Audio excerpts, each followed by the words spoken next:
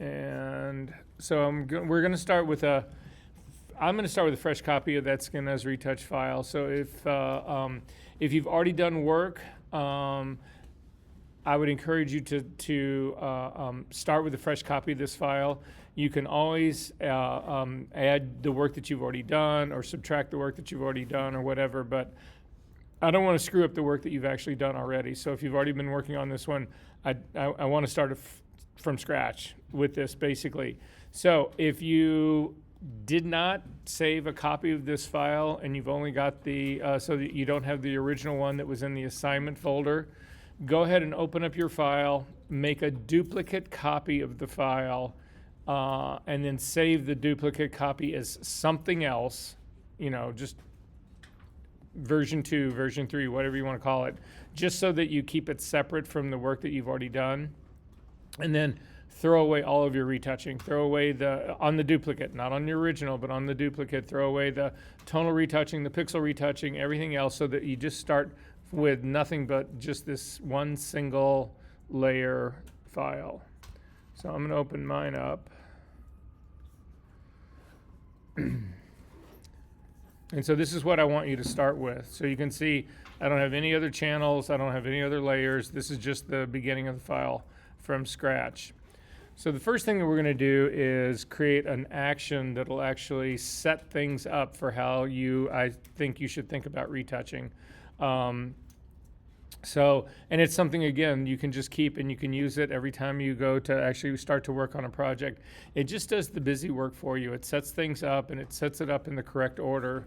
So that's how I want to start. So to do that, go to your Actions palette. So the tab that says Actions, it should be right next to your History tab. If you do not see Actions, if for some reason it got closed, come up to your window menu, down to Actions, and select Actions, and it'll show up. Usually it pairs itself along with History, so that's where it should show up. If it shows someplace else, you can just drag the tab over onto the History palette, and when the entire thing goes blue, the surround goes blue, you can just let go and it will add it to your History palette. So anyway, to do a new action, you're going to click on the little 3 menu bars that are to the right of the tab and do New Action. And when this opens up, it's got a brief name in it, just called Action 2. We are going to change that name to Retouching Setup.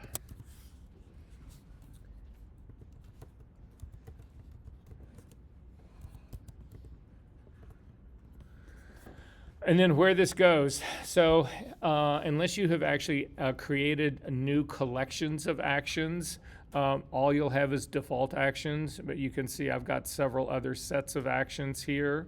It's just groupings of them. To create a group, you would cancel out of this and simply come over and click on this little thing at the bottom of the Actions tablet that the Actions palette that looks like a folder. That's how you create groups, and then you just name it. So again, people have default actions as provided by Photoshop, but other groups of actions, people do retouching actions, or they'll do processing actions, or they'll do, anyway, so it's just a way to keep order, because you can end up with hundreds of these, and so it gets to be a little daunting to actually try to go through all of the entire set of them every single time. So at any rate, I am going to leave mine in the default. You can actually add function keys to your actions, and you can color code them. So a lot of people don't bother to use action sets. They actually just color code their actions so that retouching actions are all green or retouching actions are all red or whatever. Anyway, you can do all that. We're not going to do any of it. We're simply going to hit record. And then our first move is to come over and we are going to add a new blank. We're actually going to make a copy of this layer right here to do our pixel retouching on. So hit Command J and then double click on that layer number 1, and you're going to rename this pixel retouching.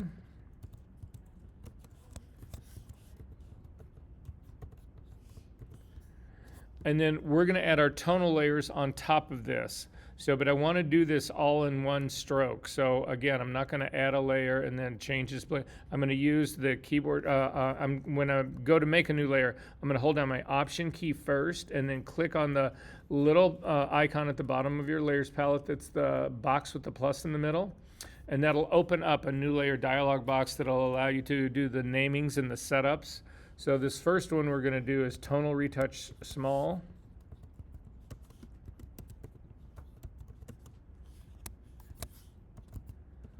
And then click on the blending mode and change that to soft light. And then click on fill this with neutral color and say OK. We're going to do that exact same thing again. Hold down your option key, click on the little icon that's the square with the plus in the middle. We're going to name this tonal retouch large.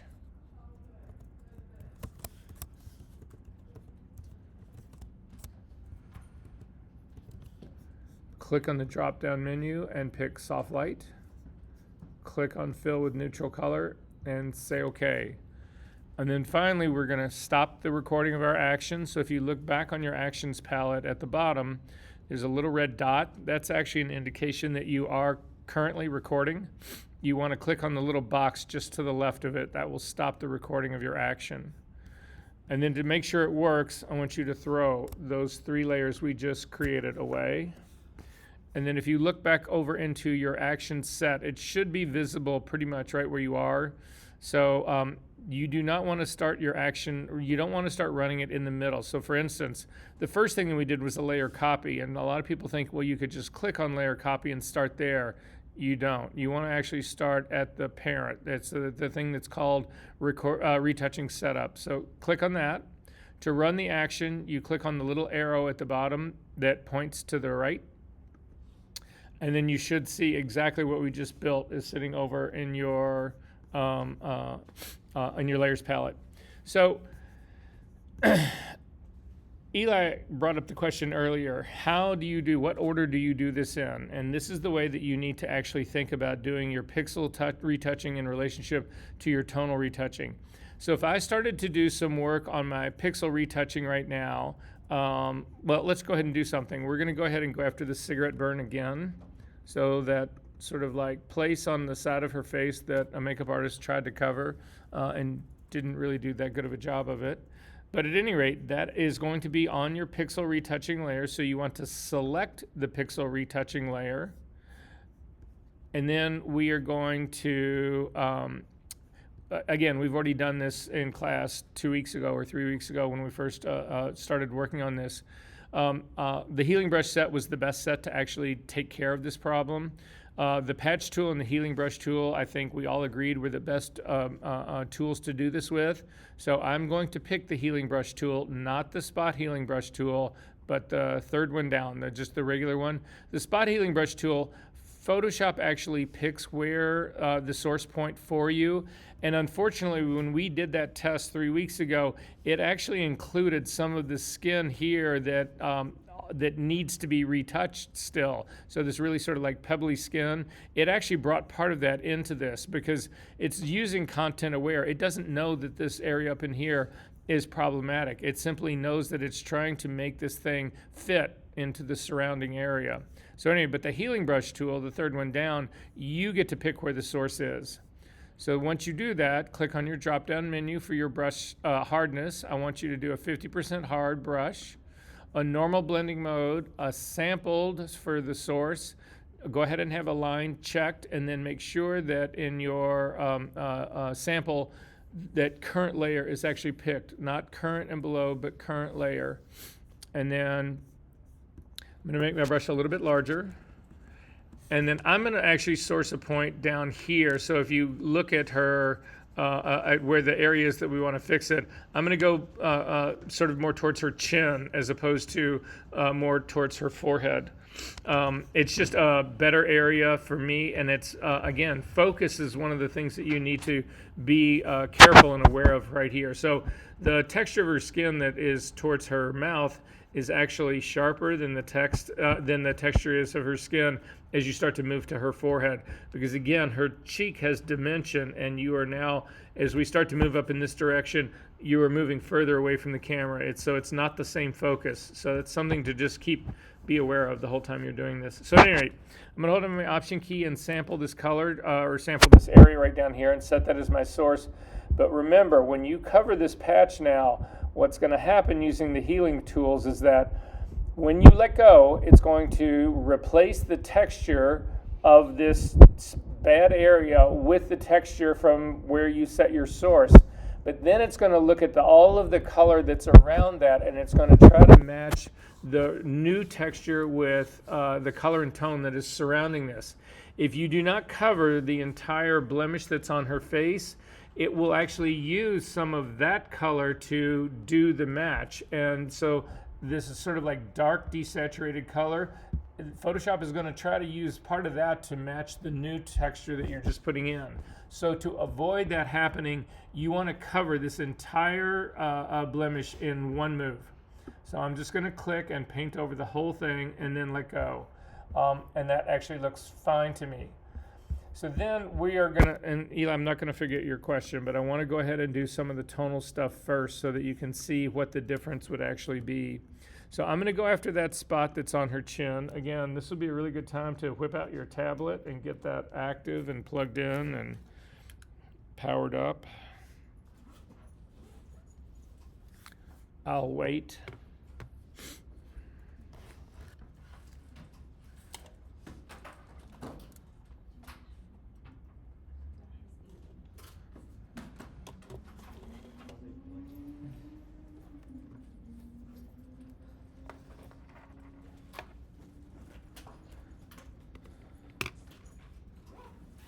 If you don't have your tablet here today, it's not the end of the world.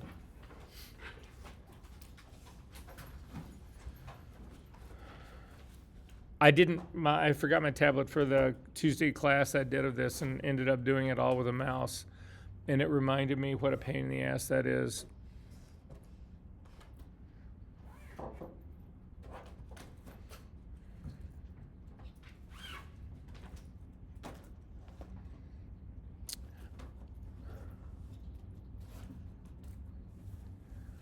Okay, so our first move is to build our dodging and burning colors. So to do that, I'm going to click on my foreground color. First, I'm going to hit the D key because right now I've got colors in there. Not that you have to, because we're going to rebuild them both. But I just didn't want anybody to be confused. But, oh, that already looks like a skin color. So at any rate, I'm going to click on my foreground color picker. And then I'm simply going to come over and use it to sample a color of her skin. So when you do this, you want to avoid the things that you want to avoid. You don't want to select an obvious highlight. You don't want to select an obvious shadow. You don't want to select anything that has actually obviously had makeup put on it. You want just a good sort of middle of the road skin color and tone. So I'm going to click on this, and the only thing I really care about is that it's set my hue. So the hue on this is 22 degrees. We're going to change everything else to become the dodging color or the burning color that we want. So the first move I'm going to make is to click on the radio button next to the B label. That stands for brightness. Remember, any radio button that you pick is what this column becomes. So the column now will adjust the brightness. So if you click on the double-headed, the two arrows that are on either side of it and drag towards the top, what you're looking for is to get a brightness somewhere in the low 90s. So in my case, I've got a brightness of 94%. Then also we need to modify the saturation. So click on the radio button next to S. And then again, the column now becomes a saturation slider. And you want to bring it down till, you typically bring mine down till I get into the sort of the mid-teens. You don't want to go all the way down. If you come all the way down, what ends up happening is that your new color becomes light gray, but it is a gray. It doesn't have any color in it. And that's problematic because the way the soft light layer works is that not only will do your dodging and burning for you, it'll make things lighter and darker, but it also tints with the color that you're doing it with. So if you use white and black to do this retouching, ultimately the net effect of it is that they desaturate the area that you're working on. And it's very obvious when you see it. So you might get the tonality correct, but you won't have anything else correct in it. It'll look like a desaturated spot on her skin. So at any rate, that's going to be my my dodging color thing to make things lighter. Then I'm going to just click on my background. You don't need to make it your foreground color. You can simply click on the background color now it'll open up the color picker again, but this is now for the background color. And I'm going to do the same trick. I'm going to click on the skin tone roughly in the same place. I'm going to click on the B key to change the brightness. I'm going to pull the brightness down, and again, I typically pull the brightness down so it's somewhere in the high teens. But in this case, we want to boost the saturation, because when you get really, really, really hyper dark, you lose saturation. The same thing happens when you get really super bright. You also lose saturation, but you're able to see more tone and color up in the highlights than you are in the shadows. When you start to get down in the shadows, it needs a little bit more of a bump. So I'm actually typically push my saturation up into the mid 40s. And again, these are really kind of rough numbers, but they've worked really well for me over the years, so I feel good about it. So those are my dodging and burning colors right here. If you want to save your dodging and burning colors, you can come up to your window menu and come down to swatches.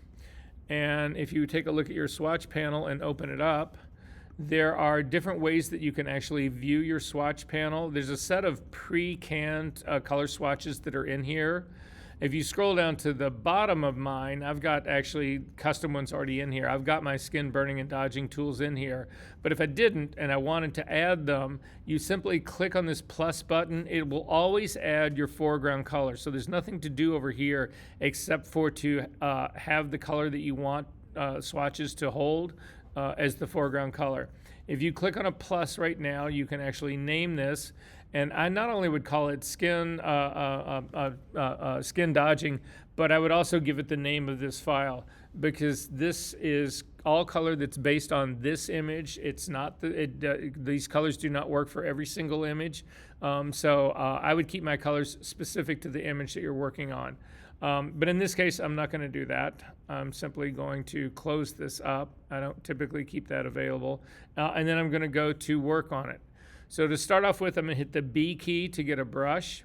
I'm going to check to make sure that it is a regular brush, not the mixer brush. If you guys have been doing your split frequency work, you have probably been going back and forth. Make sure it's just the regular, normal brush. I'm going to click on the drop-down menu and make sure it's a completely soft brush, 0 hardness, normal blending mode, and then I'm going to take my opacity down to 6%. Again, this can vary, the 6%. The lighter skin gets, the more you need to drop your opacity on this, because otherwise what you're doing will happen way too fast, and you'll overshoot the mark way too quick. I'm going to keep my flow all the way up to 100%, and then I'm going to make my brush smaller using the bracket keys. I typically would go after the center point of that pimple, the little light area, so I'm going to hit the X key to make my burning color my foreground color, and then I'm going to hover over that little white pad, the part of it that is white here, and I'm just going to start tapping. And all of a sudden, it all goes gray, and I'm looking at it and I was like, well, what is up with this? And it's the quickest mistake most people make. And it's, if you look over at your layers palette, we are still on the pixel retouching layer. That's not where we want to be. So I'm going to scroll back up in history to where the healing brush was my last move on my pixel retouching layer. So I'm going to click on the healing brush tool. That gets rid of this. And then make sure that you select the tonal retouch small layer to actually do this work on. And then do the same thing again. Just start to tapping into that white part in here.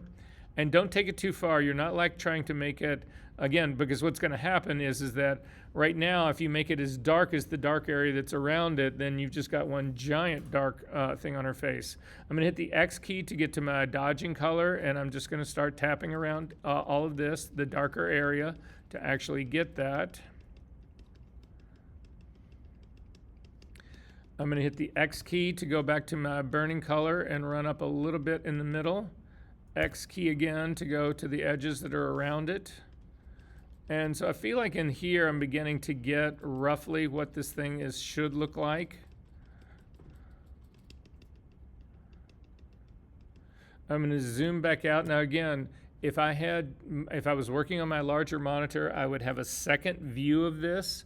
So to have a second view of this, you would come up to your window menu, down to Arrange, and then from Arrange down to New Window for Skin Eyes. However, I'm working on a really little screen, so I'm not going to do that. But you do want to view this now because we're really close on this. I'm at 400% on this. So you're probably somewhere between 300, maybe 200%. You're in on this.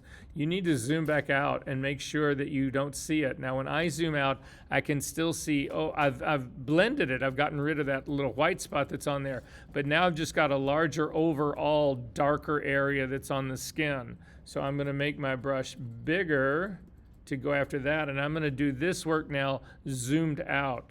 So again, I'm still working with my dodging color, so I'm just going to start to tap across this whole big area here until it disappears, and I feel like that's pretty good. I'm going to get my brush a little bit smaller and just go after this one little edge area just a little bit more. Did you say we wanted a harder soft brush for this? Completely soft. Again, because what we're doing here is, this is now, we're dodging and burning, we're changing the tone and the color, but we're not changing any of the texture itself. So the reason we typically use hard brushes when we're retouching is that we don't want to mix old texture and new texture, but in this case, it's still the original texture is there the whole time.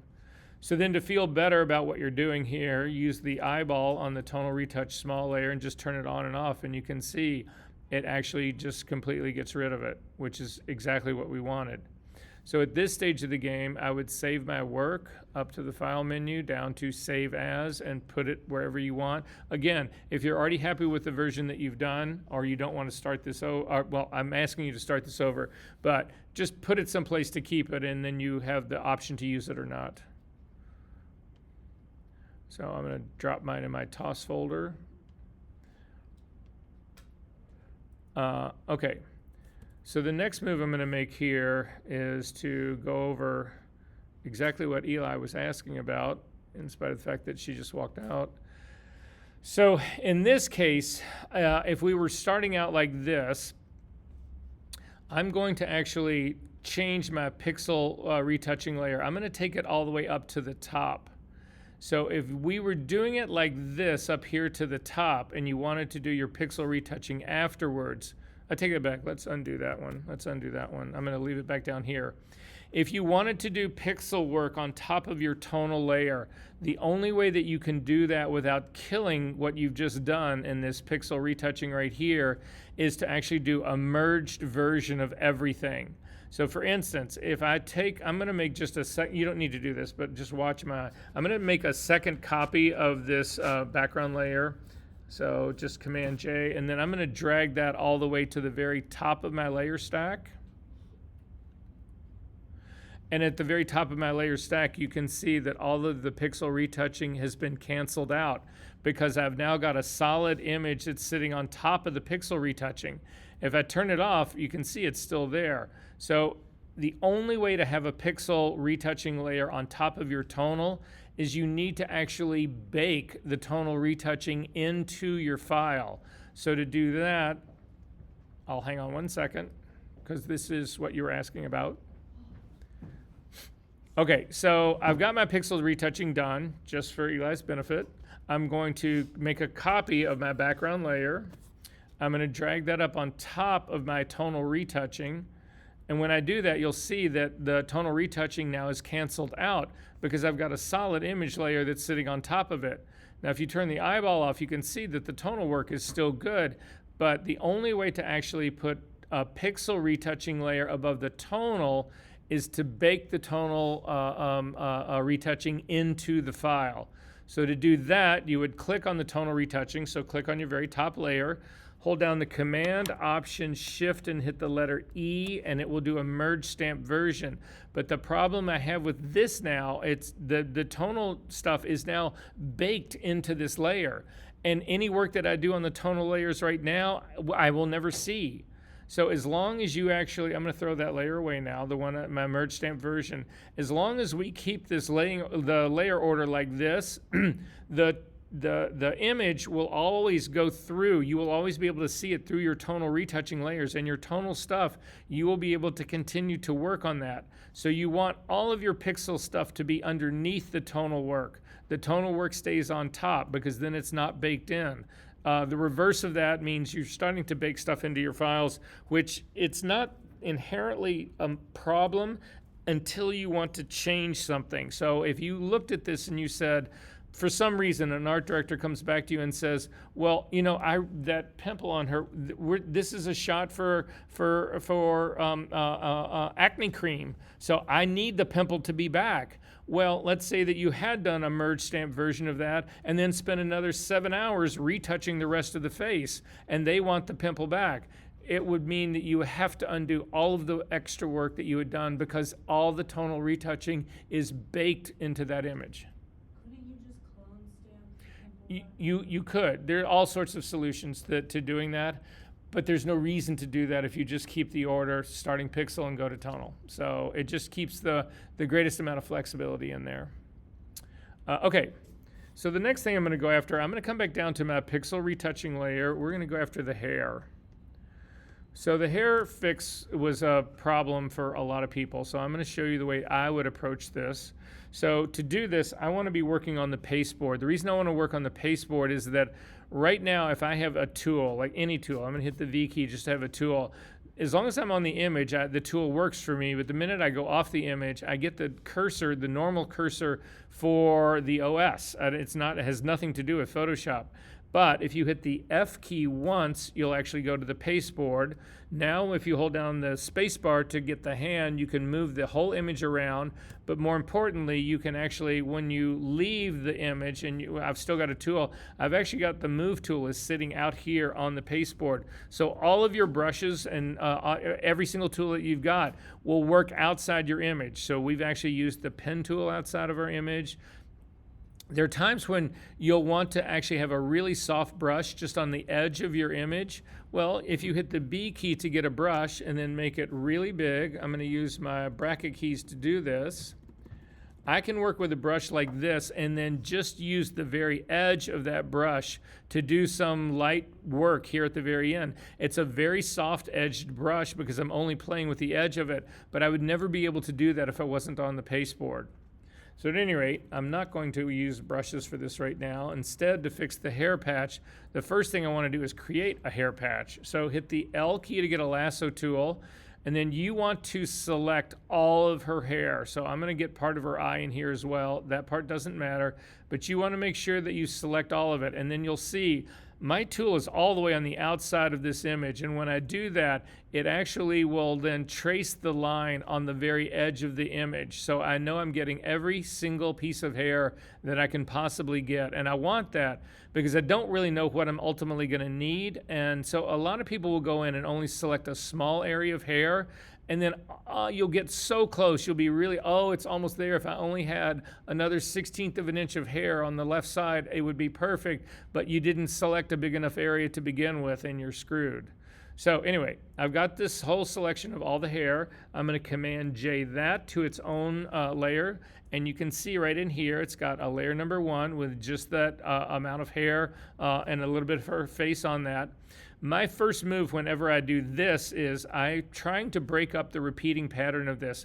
Because right now, if I just move this thing over to cover this skin that's showing here in her hair right here, it's going to be in perfect alignment with the hair that's already there. They are duplicates of one another, and even though I might offset it by moving it down a little bit, it's still going to read as the exact same thing. So you end up with this repeating pattern of hair, which I do not want.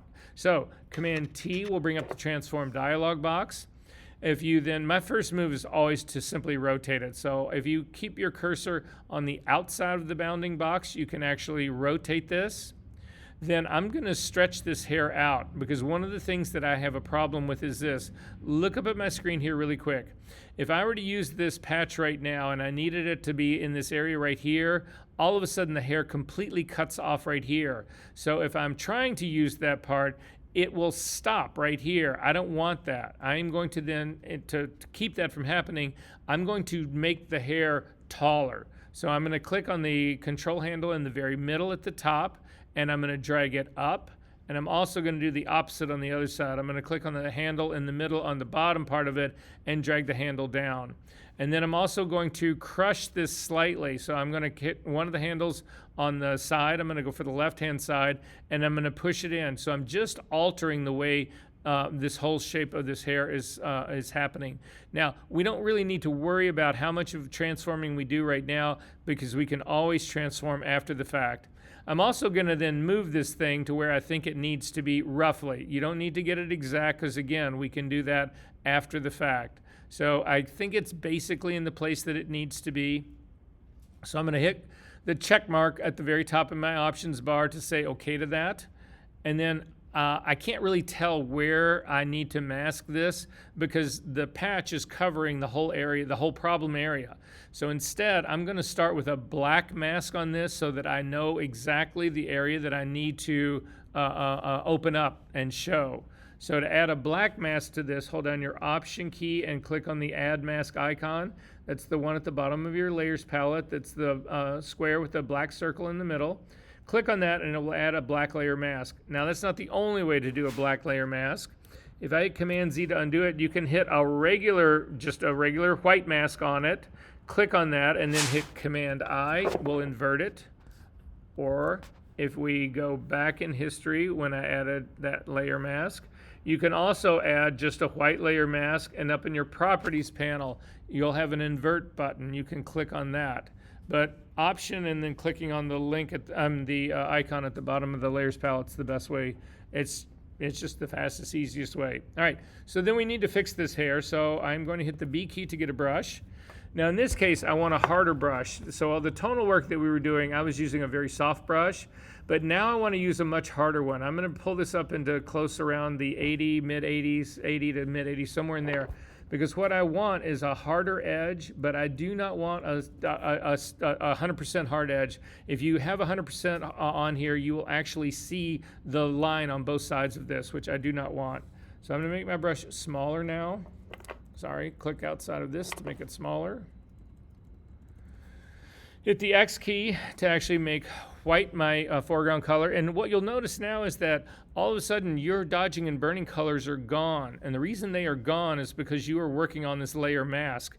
You cannot have color in a layer mask. You can only have tones of black and white, grayscale. So if you click on the patch again, you'll actually see you go back to your dodging and burning skin colors.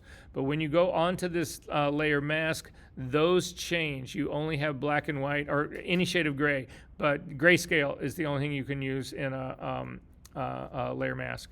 So then I'm going to come onto this area of her where I see the problem, and I'm going to click and drag a line out, and I'm going to run it up to the very top.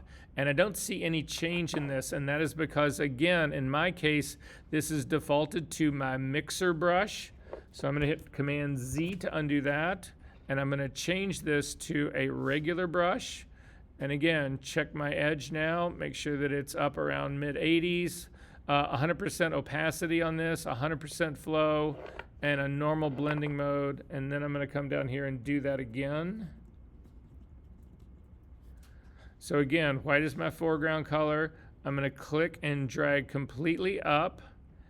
And then if you stop here, what you'll actually see is, if you zoom into this area, you can see exactly where new weird hair starts and not where it just starts in the middle of her head. You can spot this a mile away. So what I will typically do, if you hold down your Option key and you click on your layer mask, it'll show it to you, and this is the problem. I'm actually starting in this area down here on the right hand side, which is not an issue, but all of a sudden it starts just in the middle of her head.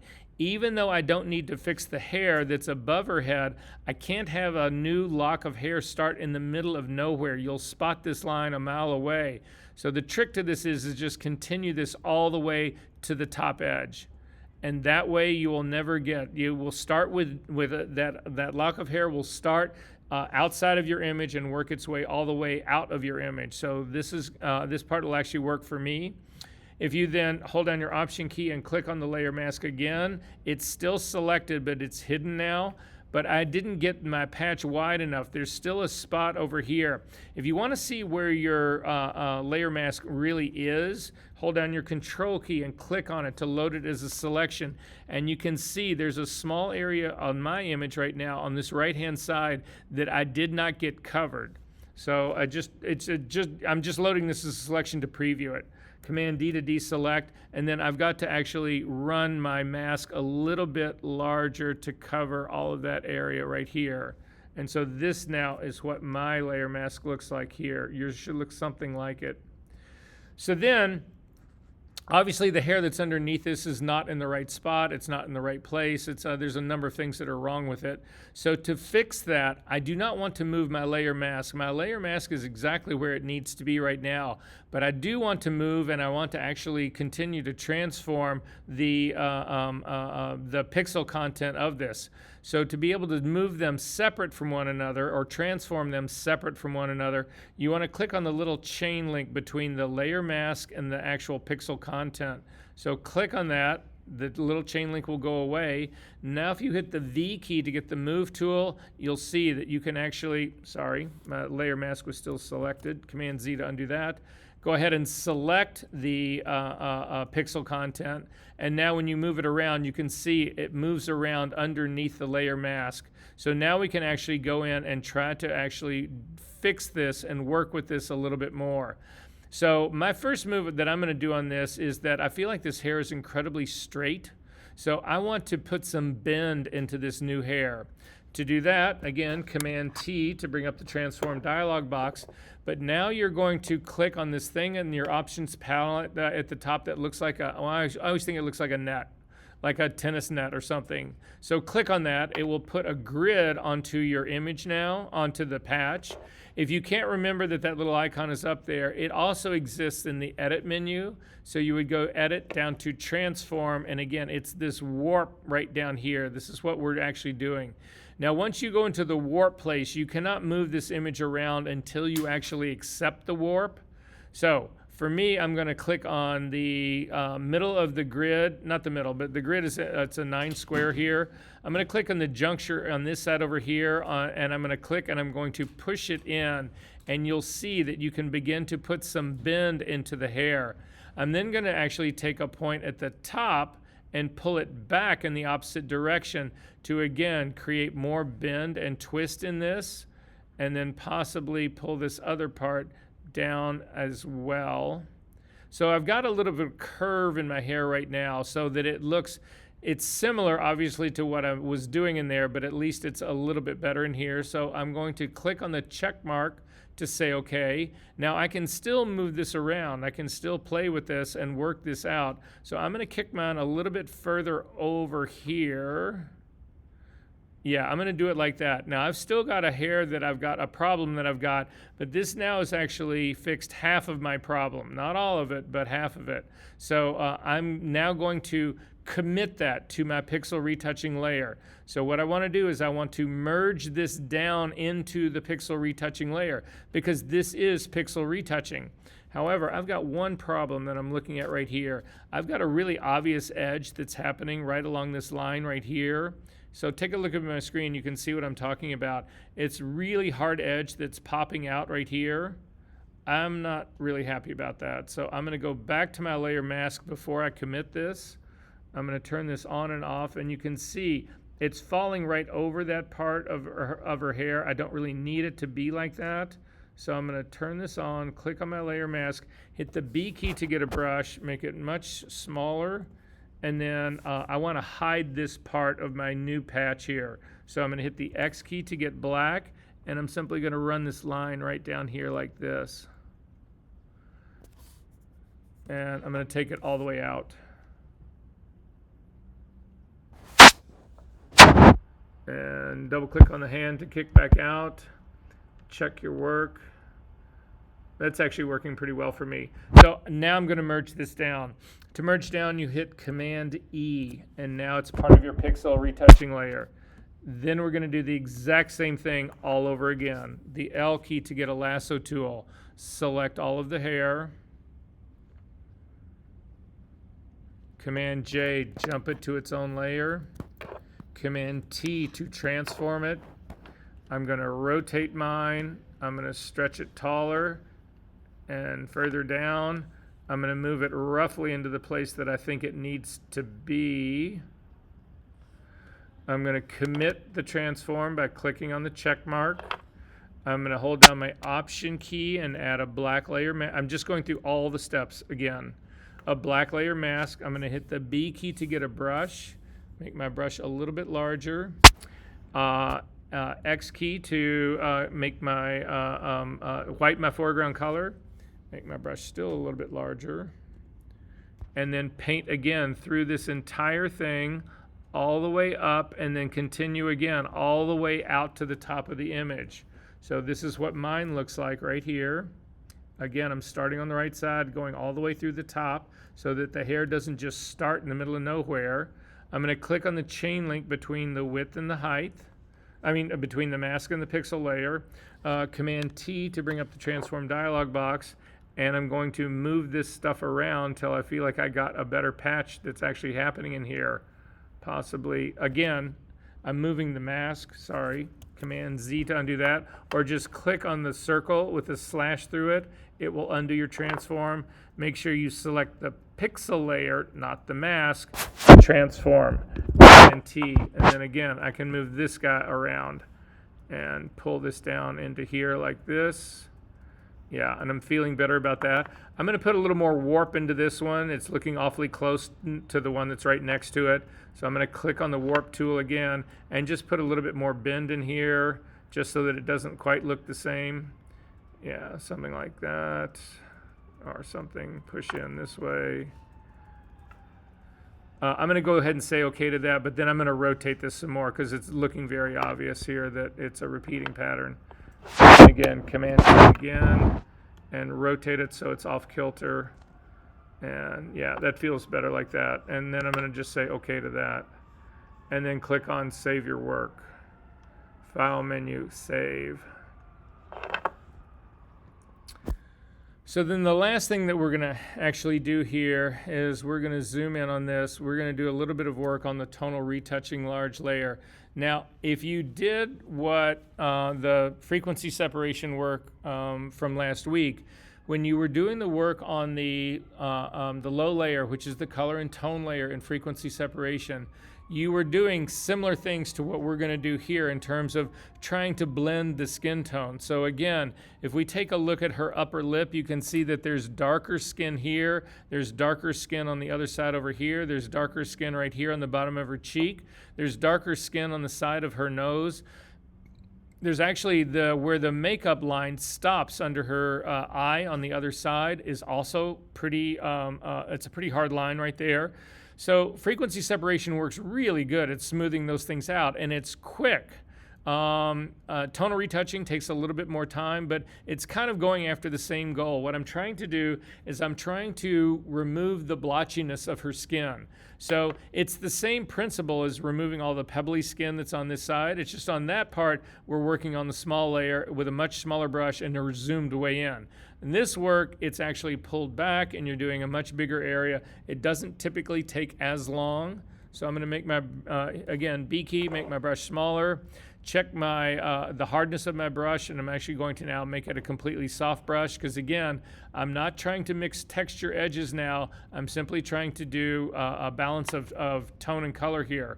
I'm going to make my brush a little bit larger here. I'm going to start with my dodging color here, and I'm going to start in the area that's right underneath all that pebbly skin, and I'm just going to quickly run up there, and that is way too strong. So again, that's the problem of having 100% opacity. So I'm going to go back in history to undo that. Change my opacity, and in this case, when you're doing this larger tonal work, you want less intensity.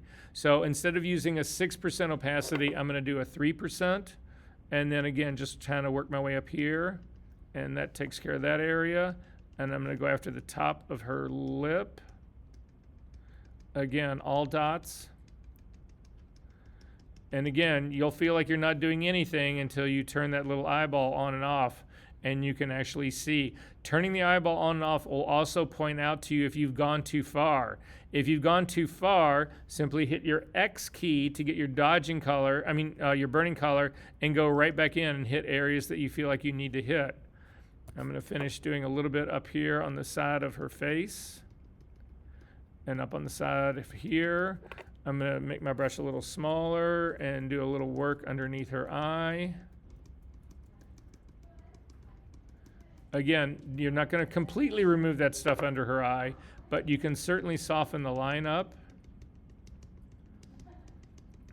If you completely remove the stuff that's under her eye, it just doesn't look real anymore. It flattens out. She doesn't have a orb anymore in her eye. It's actually just a, yeah. And then again, turn this on and off and you can sort of see where we're heading. And again, at that stage of the game, I would save my work once you get through the whole thing. The final thing is that how to lighten the teeth and the eyes.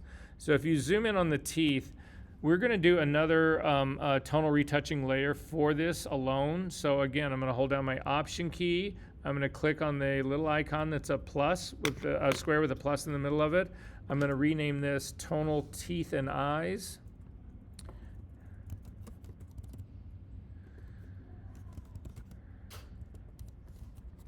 And change my blending mode to soft light. And fill with a neutral color and say OK. But now I need to reset my foreground color. I do not want to put flesh tone into her teeth or her eyes. So I'm going to click on my foreground color. I'm going to sample the lighter color of her teeth, not the sort of shadow area. Matter of fact, I'm not going to do either one of those. I'm going to sample the color of her eye. Eye and teeth color are very, very close to one another. So I'm just going to sample a color of one of the whites of her eyes.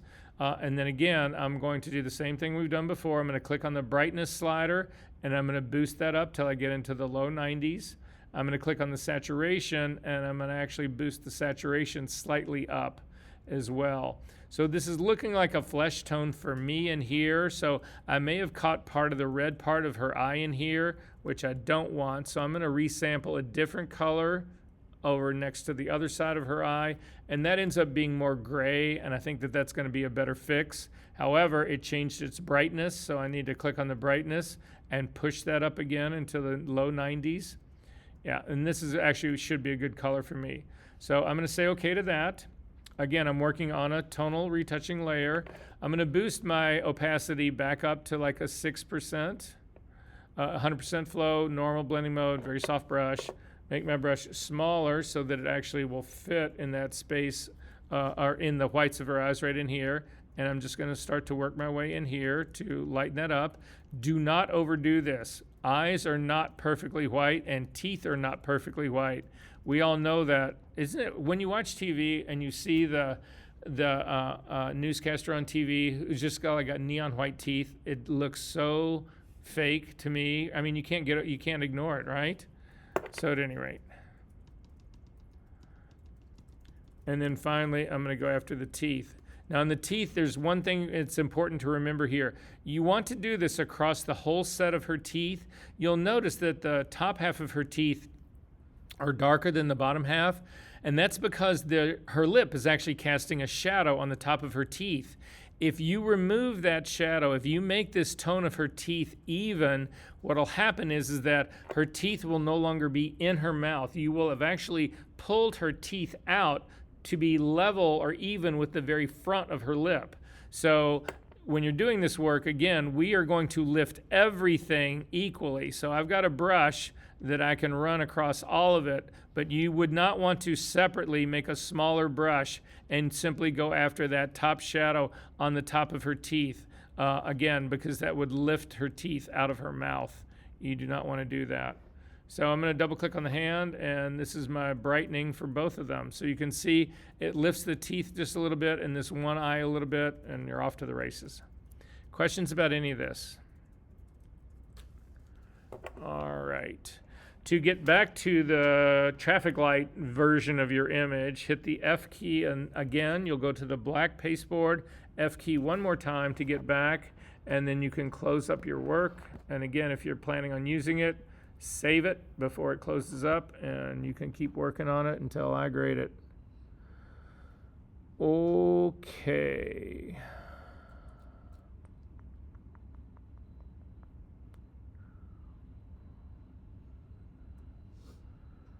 Got that. Okay, I'm going to do something else. We are going to talk about This is a good time for a break. I got two. Let's just call this 2 o'clock. Let's do a hard 10, guys, or a hard 9. Be back here at 2:10.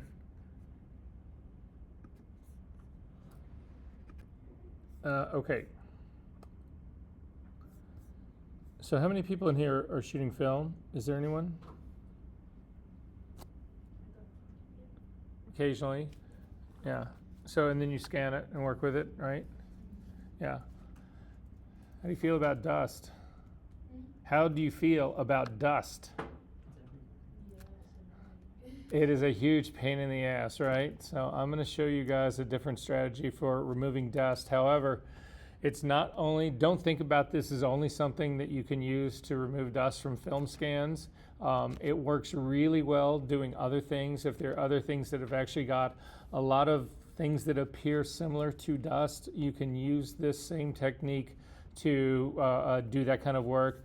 But especially for people who do film scanning, you can just, there's never enough canned air, there's never enough static brushes, there's never enough in the world that I'll actually get a piece of film clean enough to actually do a scan without having to go in and fix it in post. So I'm going to just show you a faster way to fix it in post, I hope. So if you go back into our class session folders, so we are going to be looking now for this week. So we are in class number 8. So if you click on class number 8 and go into your folder, inside of there will be a Photoshop file called dustremoval.psd. If you open that in Photoshop,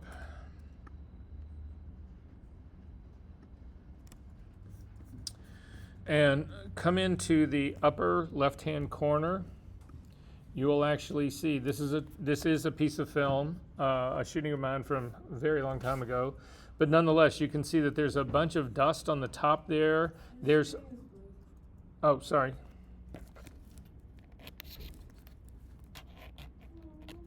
What, you guys can't figure this out from telepathy? You couldn't imagine what that was? Anyway. So yeah, if you take a look in the upper left-hand corner, you'll see that there's a bunch of dust up here. There's a scratch, and there's stuff all over it. You can see there's a scratch across his body. There's dust everywhere on this. So we're going to go after this. Typically what most people would do is they would go in and they would use either the clone stamp tool or the healing brush tool to fix this. The problem with both of those tools is that number one, they take a really long time to use, but number two is that they are also more destructive on this image than you actually need to be. All I want to do is remove the scratch. I don't want to deal with anything that's around it. So if you were to use the healing brush on this or the clone stamp tool, you would have to be changing part of the background, part of the sand on the beach that would be right next to it. I want to restrict this to just fixing that line by itself and nothing else, or in each of the pieces of dust by itself as well. So to do this, your first move is to make a copy of your background layer, Command J. And then we're going to actually use a filter on this to remove the dust. So to do that, come up to the filter menu, come down to noise, and then over to dust and scratches. And a dialog box will open up, and you have two options in this dialog box. You have a radius control and you've got a threshold control. I'm going to talk about what both of these are right now. So what this tool does is it actually looks at this image, and it's trying to find places in the image where it thinks you have dust, and then it creates a blur on those areas, to a strong enough blur to essentially obliterate them out or to blend them into the background. However, the radius controls how wide that actually how wide the pixel content is that it runs this on. So you can see if you actually take your radius, and again, I don't use the little slider down here. I find that really annoying, but it'll also show you how old this tool is because it only works in full increment numbers. So you don't have half a pixel radius. You've only got 1, 2, 3, 4. Anyway, so I keep my right hand on the delete key. My left hand then can go through the numbers. So what I'm going to do is you want to make sure that your threshold is set to 0. We'll talk about what threshold is in just a minute. Select the radius key. Now right now I can still see the scratch and I can still see all the specks of dust. If I hit the delete key and then hit a 2, it'll actually put in a 2, and you can see that the scratch and the dust, the scratch is starting to fade. It's not gone yet. But so what I'm doing, what's happening here is that the scratch is more than 1 pixel wide. So I need to get a radius that's large enough to actually cover the entire scratch, but also to cover the entire pieces of dust that are on here. Now, one of the mistakes that you can make is that you may have an exceptionally large piece of dust somewhere in this image, but it's the only one that's that big. You do not want to run a radius big enough to actually get that. That one you just hit with either the healing brush tool or the clone stamp tool and you're done. You want to keep this at a minimum, but you do want it to capture the majority of the dust that's on here. So right now I can still see a faint part of the scratch, and I can still see this one really solid black piece of dust right here. So delete key, I'm going to hit a 3. I can still see the shadow of the scratch. Delete key, hit a 4. That scratch is really getting faded off now right now, but delete key 5, and the scratch is actually now gone. So now we figured out what our radius is. Before you do anything else, you want to click and actually move your whole image around, because what this will do is this will show you what dust is actually on your screen and not on your image. And if you're like me, I've got a filthy screen right now, and so doing this allows me to see what, because again, the dust or the whatever's on your screen won't move when you do this, and your image will. So you can sort of get some idea, did I get it all? Yeah, I got it all. So then threshold, what threshold is about is what the setting is. It's asking you how much of a difference in tone does the piece of dust need to be from the background. So it is the complete tonal scale. So if you actually grab your threshold slider and take it all the way to the right, you'll go all the way up to 255, and all of your dust and stuff will show up again. So what a what a threshold of 255 is saying is that the dust has to be 0 black and the background needs to be 255 white. I need that extreme of a difference for this tool to work. The minute I drop down, if I come down to here to like an 82, what I'm saying is that I only need 82 tones of difference between the piece of dust and the background. And if I come all the way down here to 0, I'm saying I don't need any difference between the two. I'm just going to hammer this. So the real thing about threshold, specifically for people who are scanning film, is that the higher you can get your threshold, the more it returns the grain in your film. So again, if you are using film, especially film that you want to have grain apparent in it, you need to be really careful about this slider. But what I do with it is that I start to raise it slowly until I start to see the dust and scratches reappear. So you want to get your threshold as high as you can get it, but you can't go too high or all of a sudden the tool's not doing anything because all your dust and scratches are back. So I do the same trick. I've got my hand on the delete key. I'm going to tap in a 1. I don't see any dust and scratches. A 2, I don't see any dust. 3, I don't see, and specifically I'm looking for the scratch. 4, I don't see it there. 5, all of a sudden 5, that's a 55, not a 5, sorry. 5 by itself, it's just beginning to come back in. I've got just a hair of it I can see right up in here. So I'm going to kick it back down to a 4, and that's as aggressive as I can be on this guy. So I'm going to go ahead and say OK to this, and you'll see this has really hammered your image pretty hard. If you turn the eyeball of this on and off now, you can see that there's a huge amount of stuff that's actually been done to this. I don't want to be that aggressive on my whole image. I just want to get rid of the dust and scratches. So with this thing turned on, we are going to make a merge stamp, we're going to make a history snapshot of this. So come over to your history panel, the little camera that's down at the bottom. You want to click on that. Ooh, mine did not work. So here, I'm going to hit Command Z to undo that. I did not, my snapshot, I just made a snapshot of the history right here. I did not get a dialog box that popped open to actually tell me what it was called or allow me to name it. So I'm going to check my settings. So click on your menu for the history palette, come out and come down to history options. You need to make sure that this show new snapshot dialog by default is turned on. Mine was turned off because I was demoing this to my class 2 days ago and I did not turn it back on. and say okay. And now when you click on that little camera icon, you will get this thing that opens up. Now, if you did turn that on in your history options, but you did not get this little dialog box, you're using an older version of Photoshop. This has been broken now in Photoshop for the last 2 or 3 years. They have finally fixed it in the current version. So you want these snapshot dialog boxes to open up because it has another impact on your history palette as well. It's not just that you can name shit. But at any rate, I'm going to name this Dust and Scratch.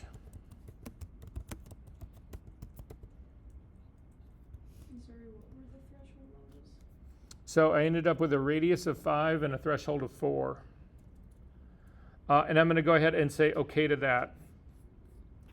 And then you want to go back in history before you actually did the dust and scratch. So come all the way back into when you made the layer copy. It will bring all of your dust back. All the scratches will come back. But you now have a history state that is actually called dust and scratch. I'm going to throw away this snapshot one of mine that didn't make any, it didn't get named, and I don't really know what it is. So at any rate, so now we're going to actually use the dust and scratch state to do a really restricted version of this work, but also something that we can do in large scale. So I'm going to not click, you do not want to click on the dust and scratch state. You simply want to click on the box that is to the left of it. Because what we're saying now is that I can use the history brush to actually paint what this image looked like when the dust and scratch filter was run. So I'm going to select my history brush. It's the brush that's right underneath your clone stamp tool. Select it, but I'm not going to use this just unmodified. I'm going to click on my drop-down menu to put it at 0% hardness, but I'm going to change my blending mode of this history brush from normal down to lighten, because all I want to do is make this scratch lighter and the dust areas here lighter. I want to do that, but I don't want to change any of the areas that are on either side of it. So on the area that's on the side of it, if I use the history brush, it's already as light as the history state was, so nothing will get changed on either side of this scratch. This scratch is the only thing that will actually get changed. So I am going to go back to my tablet, and again, you want to make sure that your blending mode is set to lighten, 100% opacity, 100% flow, and you can simply click and drag down here and it removes the whole thing. There's no sampling, there's no doing anything else, and I can actually go after all the other little bits of dust and do all of that kind of stuff to get rid of all of that, and it works just like a dream. You don't have to do any sampling or going to the next part, but most importantly, in addition to that, is that you are not changing anything except for those little pieces of dust in that scratch. Now, if you've done all of this, I want you to go back in history to undo all of your history brush work. Go ahead and click back onto the layer copy part. It brings all of the dust and scratches back. I still have my dust and scratch little icon next to the dust and scratch state. I'm going to zoom out now. We're going to go after this same thing in a slightly different way.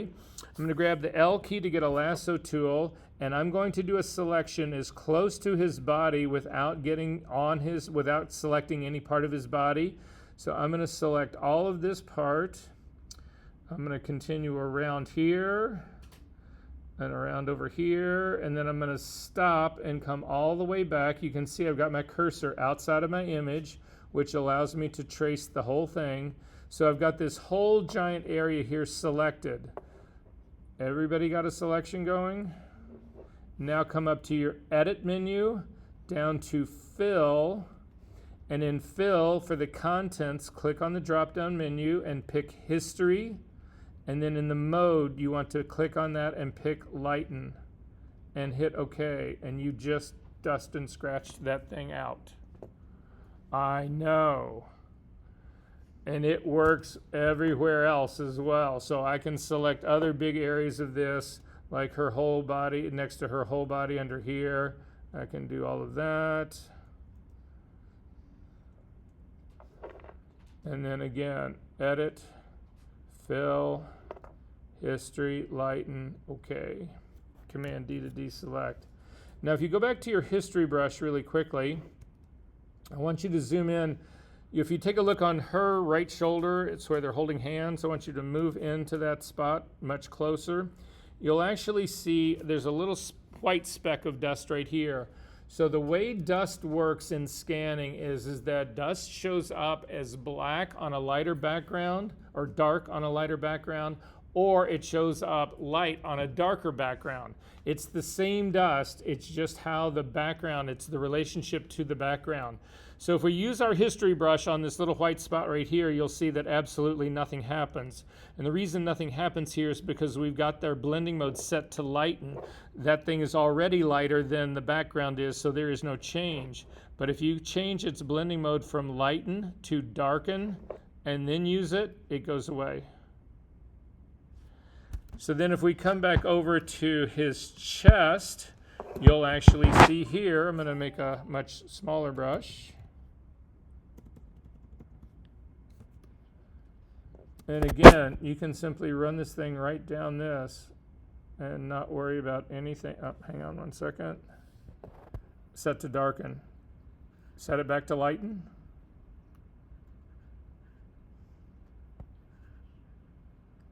Go back one step in history because I was doing the wrong thing right there. And then again, just run this down and it's gone.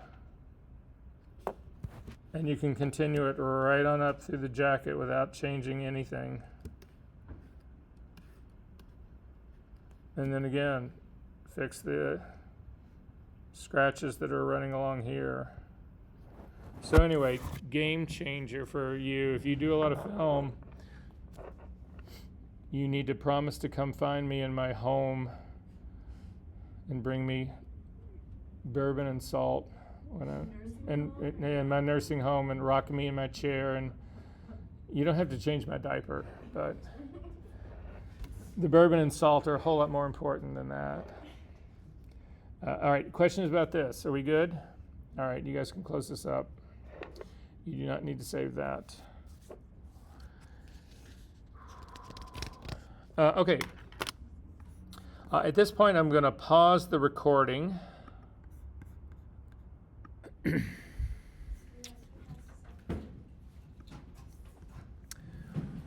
Okay, so next image I want everybody to open up. Again, is also in session 8. In your student files, there is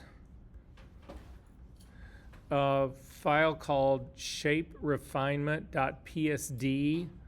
If you can open that up.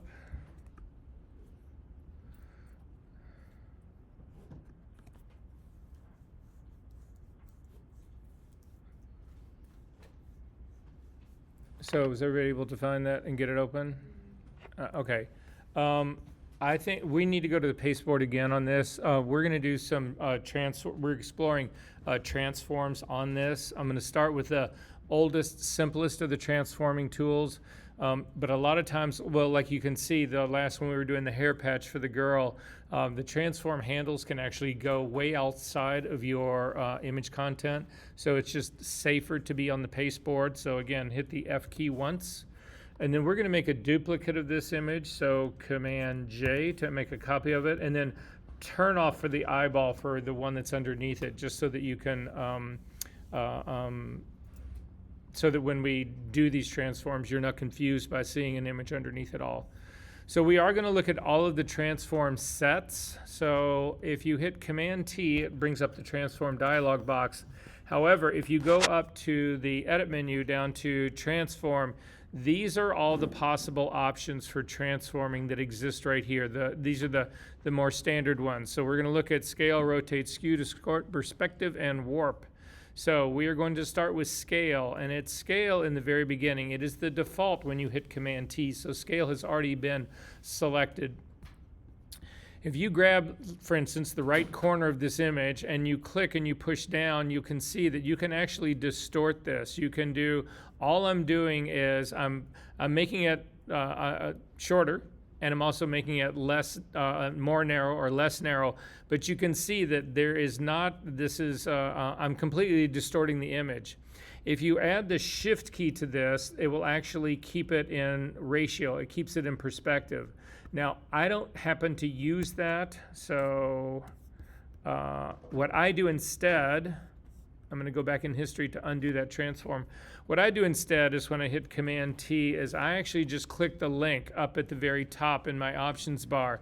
I click on that, and that actually locks the width and the height together so that when you change one, it changes both. So now if I hover over the H or the W, either one, it doesn't matter which one you do, you'll get the scrubby slider, and you can actually click, and if you drag to the left, things get smaller, and if you go to the right, things get larger. Command Z to undo that, or just hit the circle in the options bar with a slash, and it undoes that.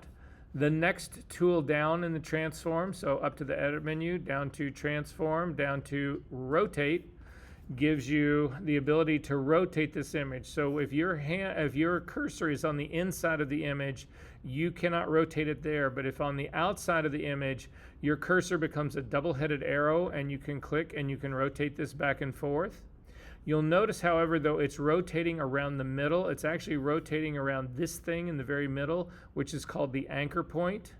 The anchor point is movable. So it doesn't, by definition, it shows up. Does everybody have an anchor point showing? If you don't, there's this, look at my screen here really quickly. There's a check mark up here. You need to have that checked in order. We have it also set in preferences, but this check mark should be checked, and you can see it. If you grab the anchor point now and drag it down and put it right under her foot that's on the ground, and then do your rotation, you'll see that you can rotate around that point down there. You can also scale at this point. So again, if you click on the link between the width and the height, and then you say you want to add more height to this, her foot will stay in place, but the image will get bigger. So she will be as if she's growing taller. So she's not getting bigger by making her head go taller and her feet go also, further away from the center point. Everything happens from around that anchor point. So again, I'm going to hit the circle with the slash through it to undo that.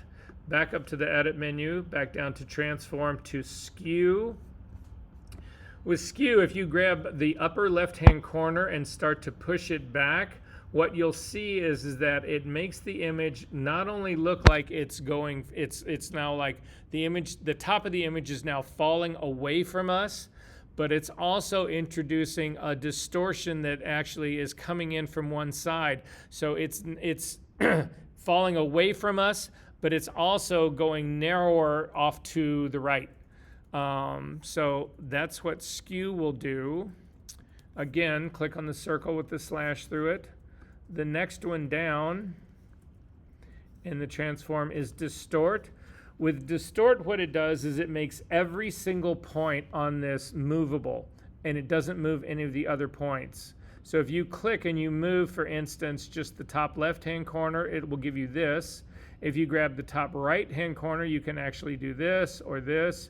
You can grab the lower corners, but everybody moves independent of everybody else. So I showed this in my last class, and this is not grandstanding. I'm just going to show it to you guys really quickly.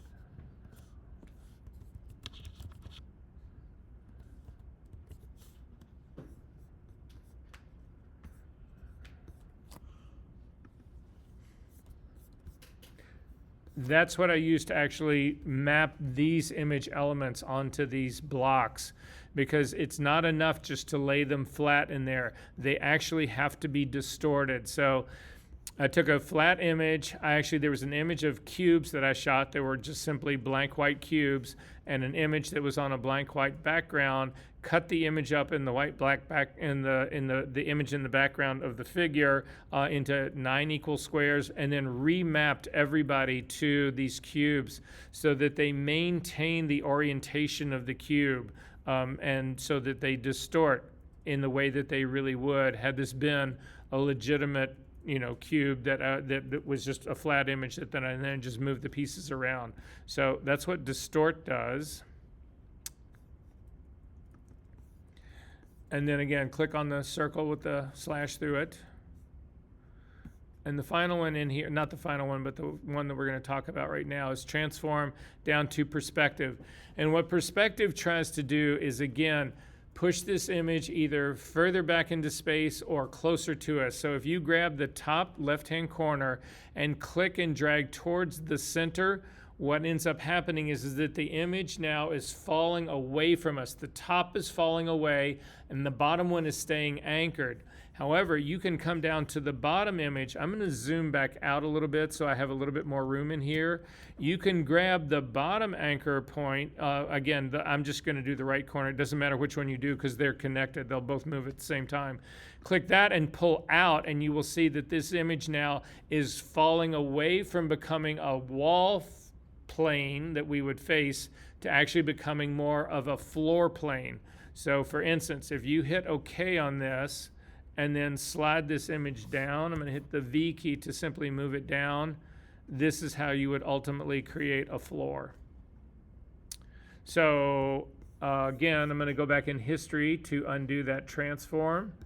And then the final thing that we're going to do here is our first of the body modifications. So I always preface this by saying this. There's a theory. I don't know if I actually believe that this is true. You guys can decide this for yourself. It doesn't really matter. It's just for me. I'm going to justify why I'm getting ready to do what I'm going to do here. But the theory goes that whatever happens to be like in style, in vogue, whatever happens to be the fad visually, when you first become attracted to other people, sexually attracted to other people. Now, you may be asexual and not attracted, but most of us have gone through that experience, and most of the time it happens somewhere in your early teen years. But again, doesn't have to be, but that's certainly the case for me. So what they say is that you are imprinted with that. So when you first are attracted to people, whatever happens to be the fad, the scene, whatever is going on at that time imprints you. So for me, it was in the early 60s, and it was Twiggy was the model. So my whole life, this is just how I've been. I've always been drawn to women with short hair and boy bodies. That's just for me. That doesn't mean that's right or wrong. I'm just telling you that's just me, right?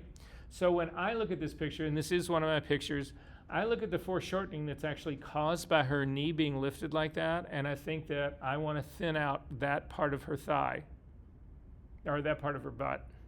That's just the way I react to this. So I have to say this though, the very first time I taught this class, there were two professors in the photography department that both took the class. And one of them was a guy who was probably 10 years older than me. And so, we get to this part, and I said, so, yeah, I'm going to thin her, that part of her hip down, or whatever. And he just looks and he just yells out in front of the whole class, no. And it was like, what? And he was like, he had grown up 10 years sooner than me in the 50s in California. And it was all about surfer culture for him. And all the girls that he thought of, or what he was drawn to or attracted, and then whatever, was really curvier girls, more Marilyn Monroe-y kind of girls. So he thought the idea of what I was going to do was like sacrilege, right? So the point that I'm trying to make in all of this is that there's not any necessarily right or wrong thing about this. That's the whole thing about you're making your images. And again, this goes back to your responsibility, what you think is right or wrong or whatever. But regardless, so I'm going to ask you right now, I've already said, you've already told you, if there's anything about this that we do for this, the rest of today, or anything in the assignment that you feel uncomfortable about, simply let me know that, and I'm not going to worry about that. I've tried to pick innocuous enough images that I hope nobody will get offended by what we're doing here. This actually might be the most offensive thing to anyone, but so anyway, this is where we're going to start. It's going to be a minor thing. I'm not going to do anything else to her, but nonetheless.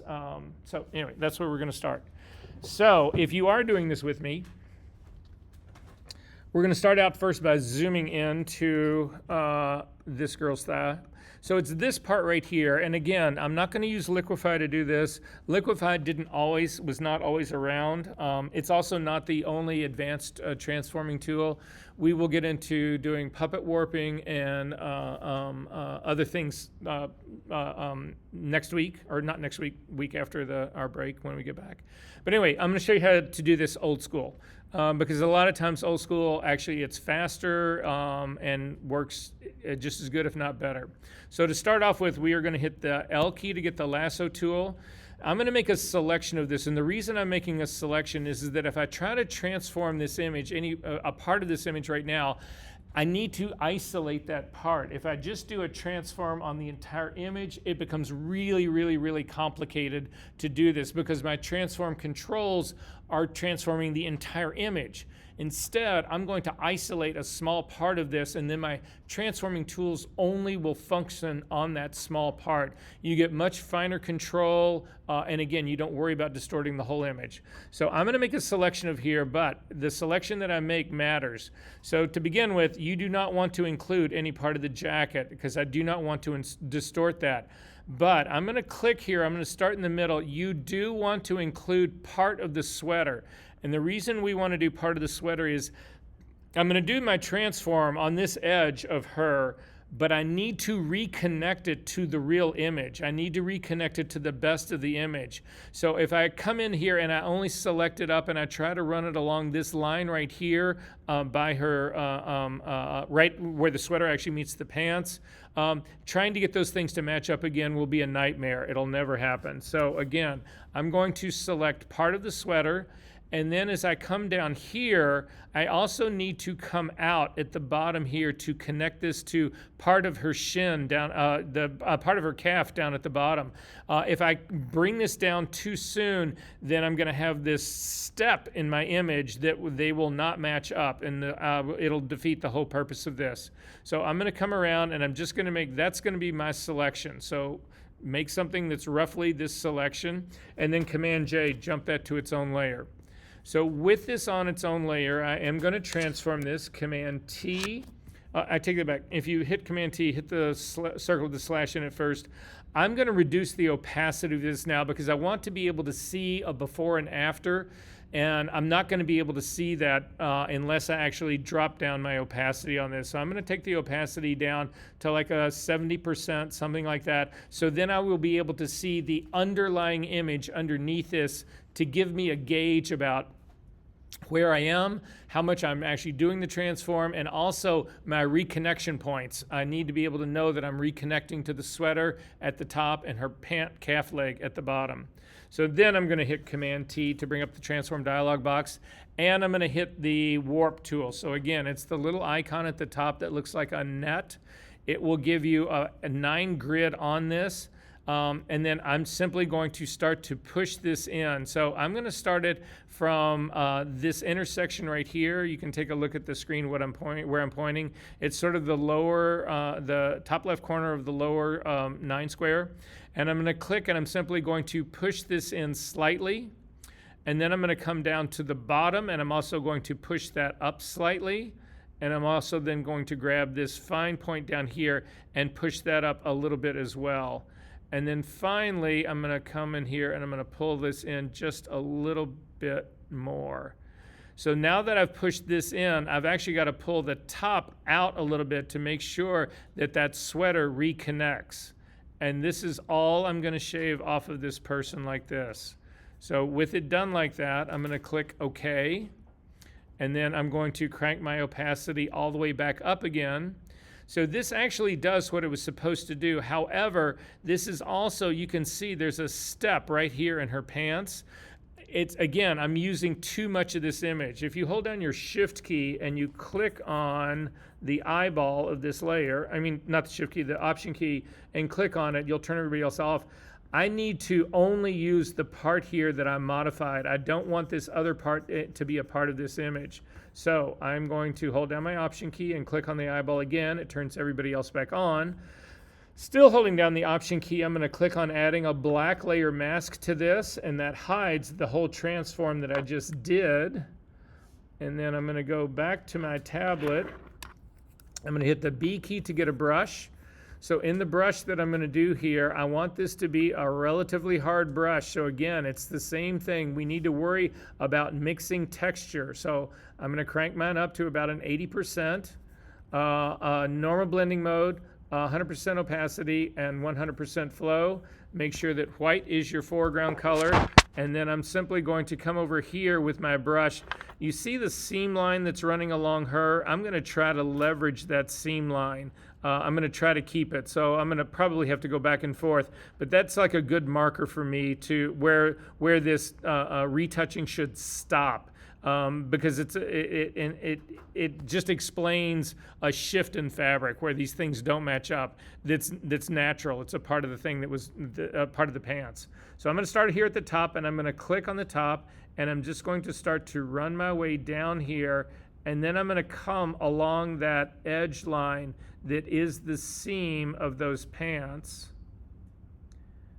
And then finally, when I get down to here, I'm going to come down through that and get rid of all of this part.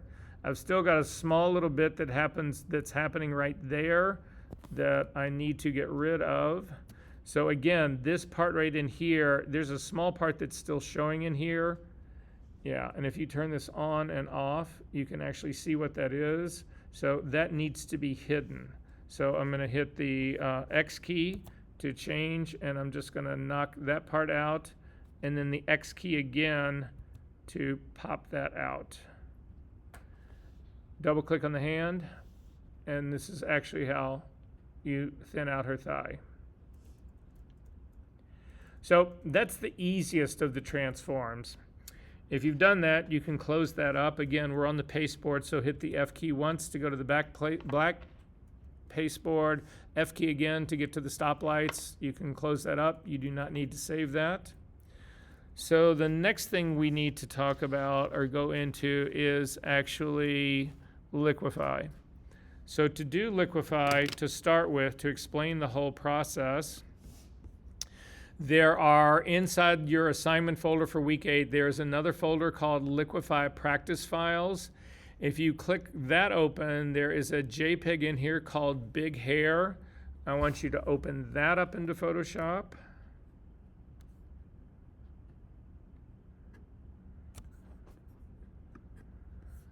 And double click on the hand.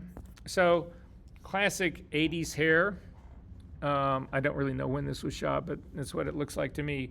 So what I'm going to actually do here is I'm going to try to make her hair less big. I'm going to try to reshape her hair. That's really my goal in all of this. And so in doing this, we can go through all of the steps of what happens in the Liquefy workspace, explain the tools, have that conversation pretty quickly. So our first move is to make a duplicate of this. Again, Command J. Actually, I take that back. Let's do this really quickly because it's a problem I've had with this image all along. So I want to show you something here really fast. I'm going to hit Command Z to undo that. I need to get rid of this white border. So to get rid of the white border, if you come up to, I'm going to zoom in to the very top of it so I can see the whole border at the top. If your rulers are not showing, you need to have them showing because this is where you pull guidelines from. So come up to the View menu and come down to put a check mark by rulers if they're not showing. And then I simply want you to pull a guide down so that it hits, so that it comes into part of the image, just the very top of it. Again, I'm overshooting it a little bit, but I want to make sure I get rid of those borders. And then going to click on, hold down the space bar to get the hand. Scoot your image all the way over. I'm going to pull another guideline out for the left side of this image. And then I'm going to go to the right side of the image and also use the left ruler to pull a guideline out to go over to the other side. And then finally, I'm going to go to the bottom of my image and pull another guideline out from my ruler down to the bottom. Again, just trying to leave a little bit, only lose a small amount of image down there. Double click on the hand. It'll kick all the way back out. Hit the M key to get the marquee tool, or simply select the marquee tool from the drop-down menu over on the second tool down. Make sure that your feathering is set to 0 and that your style is set to normal. Click in the middle of your, I'm clicking in the upper left-hand corner of my image, but I'm not going to try to hit this line with my cursor. Instead, what I'm going to do is click and drag out and just hold your mouse down. Also then hold down the space bar and you can move this. And if you then move it close to that corner, it will snap to those guidelines. And then come down to the other side and come slowly into the bottom and the bottom where the guidelines meet, and it will snap to those guidelines as well. Then just click on the crop tool. It is the 1, 2, 3, 4, 5th tool down. And when you click on that, you'll see that the options menu changes to say selection, and you're gonna go, yep, I want to crop this selection, and then just hit the return key or the enter key. It will give you the crop preview, and then hit it again, and this image will now be cropped. And then save this file. So just go up to the file menu, down to save. I'm not worried about losing any of this image, but I needed to get rid of those borders. If you then hit the V key to get the move tool, the crop tool will go away. And then if you want to get rid of these guidelines, which I do, come up to your view menu, down to guides, and then down to clear guides, and they will actually go away. So then I'm going to make a duplicate of this image now. So again, Command J will make a copy of it. And then if we turn this off, it's interesting. It shows up as a white border around here, but there is no white border around here. So I don't know why that's happening like that. But anyway, another bug at Photoshop. Why don't I drag it to the corner? I just press the space bar. So you do the space bar to reposition it. So hit Command D to deselect. I'll show you really quick. Just click and start your circle. Your square. No, you let go. You can't let go. Keep holding it. Hold it. Now add the space bar. Still holding that, and move it around so that the top left-hand corner snaps in, but you can't let go again. So Command D. So try again. Click and hold it so it snaps in there. Let go of the space bar, and then drag it down to the other corner. And then hit the crop tool, and it will use that selection as your crop. Okay, and then make a copy of the layer. Command J to jump this. So Liquify did not used to be friendly to smart objects. You used to not be able to do this on a smart object, but you can now. So we are going to convert this to a smart object because, again, this is a transform. These things are destructive. We want to be able to go back in time. So come up to your layer menu, down to smart objects, and then convert to smart object. And you will see we've got that little corner, the little icon that's down in the corner showing us that this is indeed now a smart object. So our transforming now will be, it'll turn out to be, our liquify will end up being a smart filter, which again is non-destructive. It's a filter that we can throw away. We can also go back into the filter and amend it anytime for the rest of all eternity as long as you got this file. So to get to the liquify tool, come up to the filter menu, down to liquify. And this will bring you into a completely separate space. This works very similar to how the Select and Mask workspace is. We're in Photoshop. We're under the umbrella of Photoshop, but you can see this doesn't look like the Photoshop workspace anymore. We don't have layers. We've got an abbreviated set of tools. We've got properties over on this other side that looks completely different. So in doing this, a lot of the tools, though, do still work. So if you hold down your spacebar in your command and click, you'll get the zoom tool, and you can actually zoom in on this, which I want you to do. There's also a magnifying glass at the very bottom of the tool set over here. You could click on that, and it will do the same thing it does in Photoshop. The hand tool does exactly the same thing in Photoshop, but all the shortcuts still exist here. So for instance, if you hold down your spacebar, you get the hand as well. So all of those are still available to us. However, we need to look at the tools themselves. So we're going to start up at the very top. The forward warp tool is the one that we start with up at the very top. Every single time you click on a tool, these properties over here are going to change. And there is a set of these properties for every single one of these tools. So you'll see if you actually click on the forward warp tool, the one at the very top, you've got a set of properties that are over here. I've got like a brush size of a 20. If I come down and click on another tool, I'm going to come down and click on this. If you count down the number of tools, I'm going to go, the forward warp is 1, 2, 3, 4, 5, 6, 7. It's the 8th one down. It's supposed to look like a paintbrush. If you click on that, you'll actually see that these numbers over here in the properties change. Not only do they change, some of these things are, not all of these things, the size, density, pressure, and rate, not all of those are available for every single tool. So these, just realize that these things are separate and unique to each tool. So I'm gonna stay with this tool for just a second. I'm going to collapse. If you come over and look at your properties panel, there is a face aware liquefy. I want you to collapse that because right now it's taking up a lot of space, and I want to be able to see the rest of the options that are right down here. So just click on the little triangle to collapse them. You do want to leave the mesh, load mesh options open, as well as the mask options and the view, and then the show back. All of those you want to keep open on this. So I'm going to start, I'm going to go up to the very top to the size of your brush, and the size is obvious what it is. It's exactly the same thing that is in Photoshop, and it works the exact same way, so that your bracket keys, the bracket keys just to the right of your P key will control your brush size, so you can make your brush bigger or smaller. Density, now this is one of the pet peeves that I have about Photoshop or about Adobe. So in every single brush in Photoshop, you have size and you have hardness. Why on earth they have, this comes from a different company that Adobe bought out, but they kept all the naming labels for this. Density is actually the hardness of your brush.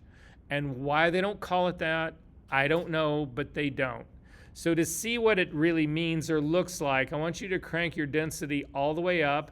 I've got a brush size of about 125. You should have something close to this, and simply click on her face. And if you do that, you should get this warning that comes up and says that the show mask checkbox is preventing preview of this. Say okay to that. What it's telling us is that we can't see what we just did. So if you come over to your properties panel, you will see sort of in the middle, there's a thing that says show mask. You need to turn that on. And when you turn it on, you will all of a sudden see this red stain that is on her face.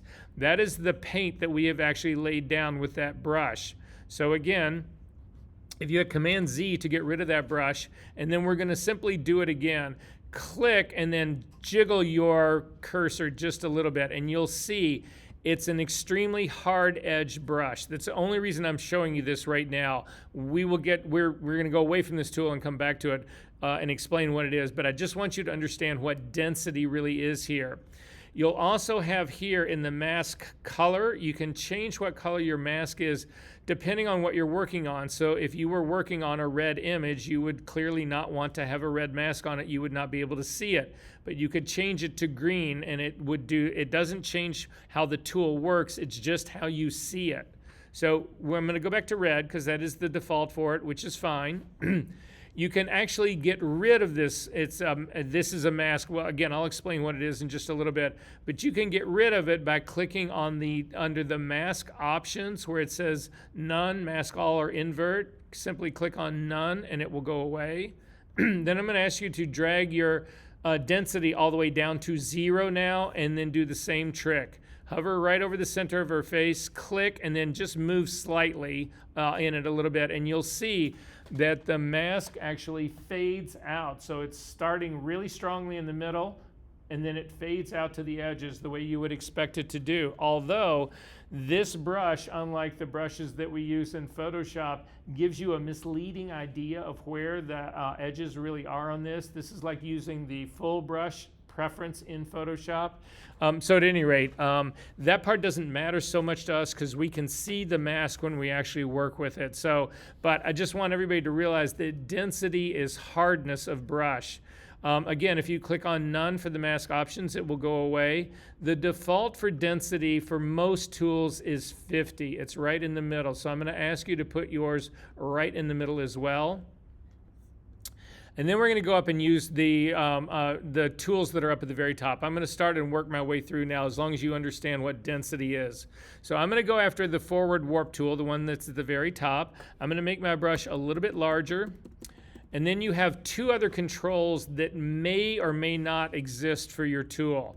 So the first one is pressure. This exists for most of them. Pressure, again, is mislabeled, or not mislabeled, it just has an equivalent in Photoshop, and the equivalent in Photoshop is flow. So this is flow. Again, they call it pressure here, and I do not know why they haven't changed it. And then you have rate. And you'll see with rate, you have no control. So this tool has no ability to be controlled by rate. It does not exist for this tool. Rate is actually the equivalent of an airbrush. So what happens is, if you ever use, well, we have used flow in Photoshop. If you actually put a brush down and you simply hold your cursor down and do not move it, depending on if you have airbrush turned on or off on your brushes inside of Photoshop, if you have it turned off, nothing will happen. If you have the airbrush turned on, as long as you're holding the mouse down or your stylus on your tablet, you will continue to put out ink. It will continue to build density. That's what rate is all about. Again, we will look at tools that have rate. So I'm going to make my brush just a touch larger, and I'm simply going to click and drag across this girl's face. And you can see this is what the forward warp tool does. It takes the image and it actually pushes it in the direction that you are dragging your brush. If you hit Command Z and undo that, and then crank your pressure all the way up to 100% and do that very same stroke again, you'll see that because you now have a much higher pressure on this, that it is much, much more aggressive a brush. If you hit Command Z to undo that and then drop your pressure all the way down to 0 and do the same thing, click and drag across, you'll see that almost nothing happens. It really cuts down. There's a very, very, very little amount of that is actually being liquefied and distorted. You might be able to see it a little bit better if you put your pressure up at like around a 10 and click and drag across. Yeah, you can see. It's just how aggressive your brush is ultimately going to be. Now, if you have distorted something and you want to completely reset your image and remove all of the liquefying that you've done on here, you come down to the very bottom of your properties panel where it has brush reconstruction options. Click on Restore All and it will undo everything. Now, you need to remember that this Restore All is global. So if you've done, for instance, I'm going to crank my pressure back up to 50. I'm actually going to take my density and crank it all the way up so that I've got really hard edges. I'm going to click and drag through her face again, and then I'm going to come down and click through her hands again, and just not again, but for the first time. I am going to distort those. If you click on Restore All right now, it completely undoes everything. That is a global adjustment. If you hit Command Z to undo that, you have Command Z, and you also have Command Option Z to go back step by step in your liquefying. If instead of doing this, you actually click on this reconstruct option, so not restore all, but reconstruct, this will open up another dialog box that's got an amount slider in it. This amount slider at 100% is all of your total distortion. If you click on the slider and start to pull it back, it will slowly start to undo your distortion until you get all the way back to 0, which is a full reconstruction. It's a full removal of all your liquefying. Unfortunately, this tool is also global, and usually that's not how you want these things to work. I'm going to go ahead and hit OK to that, and then Command Z to bring the distortion back. If you want to simply remove distortion locally, you don't want to do it on a global level, you go to the next tool down. So the next tool down underneath the forward warp tool is the reconstruct tool. If you click on that, again, you've got a whole new set of options here. You still have density, which is, again, the hardness of your brush. You still have size. You still have pressure, which is flow, but now you have rate. And so if we take our pressure up to 50, I'm going to work right over her hands right here. I'm going to simply click and start to move across her hands right here, and you can see it's undoing that part, but I've got to keep moving back and forth pretty aggressively. I'm going to hit Command Z to undo that to bring the distortion back. Now I'm going to take my rate, and I'm going to take my rate all the way up to 100, and I'm going to do the very same thing. I'm going to click and go across this, And you can see if you don't, hang on, if you don't do anything, you just hold your cursor there, it will actually act like an airbrush. I'm just holding it, I'm not moving it, and it's actually bringing everything back. Now there's probably, because this is a soft brush or a medium soft brush, there's probably areas in here that have not been fixed. So I'm gonna go over those guys right here, and you can see, yes, indeed there are.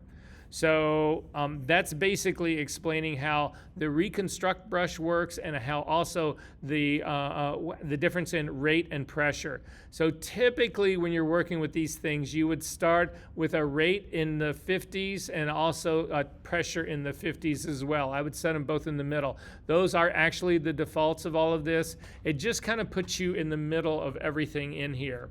I am going to hit Restore All to undo all of this. I'm going to grab the forward warp tool now really quickly. So grab the forward warp tool. I'm going to make my brush really small. So make your brush, so I'm going to make my brush down to like a size 40. I'm going to keep the density all the way up at 100. So it's a very hard edge brush. I'm going to take the pressure. I can leave that at 50, and my rate, I don't have a rate here. I'm going to zoom in to her back really quickly. So I want to do stuff along here, along the back. My brush is still too big. I'm going to make it a little bit smaller. So yeah, make your brush around a 20 pixel. That will actually work. And then I want you to just do this. I want you to come in here and give her like a dragon scales on the back. Yeah, that's the best way I can refer to it. These sharp little points along her back. I just want you to give her a set of those. So the next tool down, once you have those, is if you hover over it, you'll see the tool names open up and give you the name of the tool. This is now the smooth tool. This has also got size, density, pressure, and rate in this. I'm going to keep my pressure and rate pretty low on this.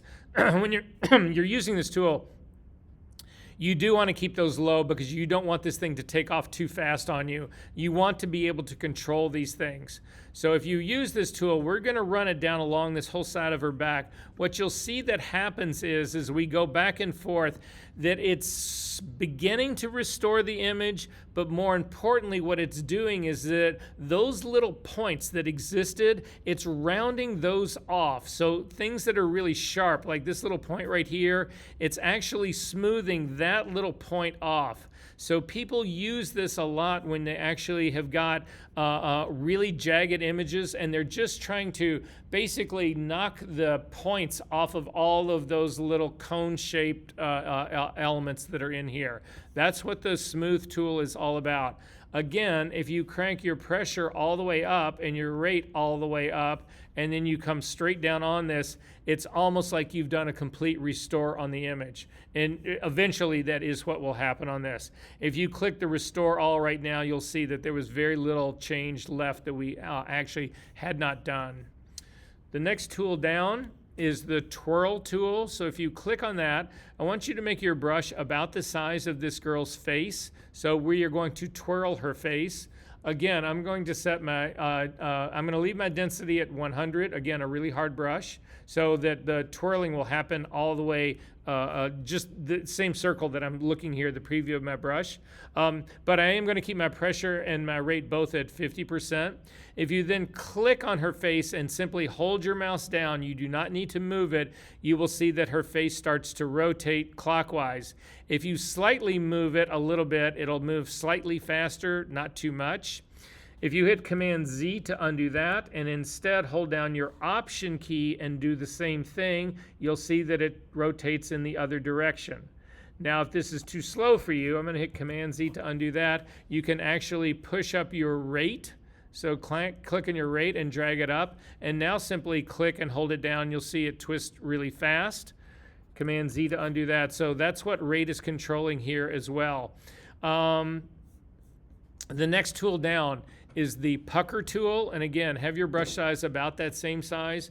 So this, if you can think of it, this is like a pin cushioning tool. The reason we talk about pin cushioning, anybody here sew? Does anybody in here sew? You know, like, do you have a pin cushion? Right? So a pin cushion looks like a little baby pillow, that you stick all your pins in, your straight pins in, to keep your pins from like running all over the floor and getting lost and all that. Well, if you imagine taking all the pins out and it's just your little pillow, and you take one single pin and you push it into the middle, the cushion, the pillow itself starts to fold into the middle until the pin actually pierces it. That's where the term pin cushioning in photography comes from. The pucker tool is the same thing. So if you click on the pucker tool, come in, again, I'm going to do a pressure of I don't have pressure in here, I only have rate. So again, pressure is disabled for this tool. So again, I'm gonna crank my density all the way up on this one so it's really obvious what's happening. Come in right on the center of her nose and click and just hold your tool down, and you can see it's pushing her face in. If you hit the Option key right now and click, it will actually expand her face. It goes in the opposite direction. This is what the bloat tool does. So the tool that's right underneath the pin cushioning, or the pucker tool, is the bloat tool. So hit Command Z to undo all of this, Command Option Z to get all the way back, or click on the Restore All. Go to the next tool down. This is the bloat tool. So if you click on this, you'll actually see it increases. It looks like it's giving more volume. So that unmentionable thing that we were talking about doing to an 11-year-old, this is actually how you would do it. Command Z to undo that. The next tool down is the tool that a lot of people who do liquify tool work, especially doing certain body modification stuff, but it works on a lot of other things as well. They end up using this tool. It's called the push to the left tool.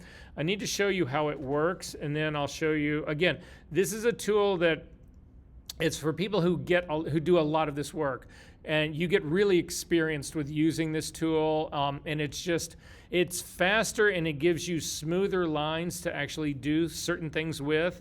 So we'll look at it when we get, after I explain what it actually does. So I'm gonna zip back out. So I'm gonna hold down my spacebar command and spacebar command and Option key to get the negative magnifying glass. So we're gonna go to the push to the left tool. Make your tool a little bit smaller. Oh, wait, I want to show you one other thing first. One other thing, go back up to your forward warp tool. If you go up to your forward warp tool and make your tool much larger,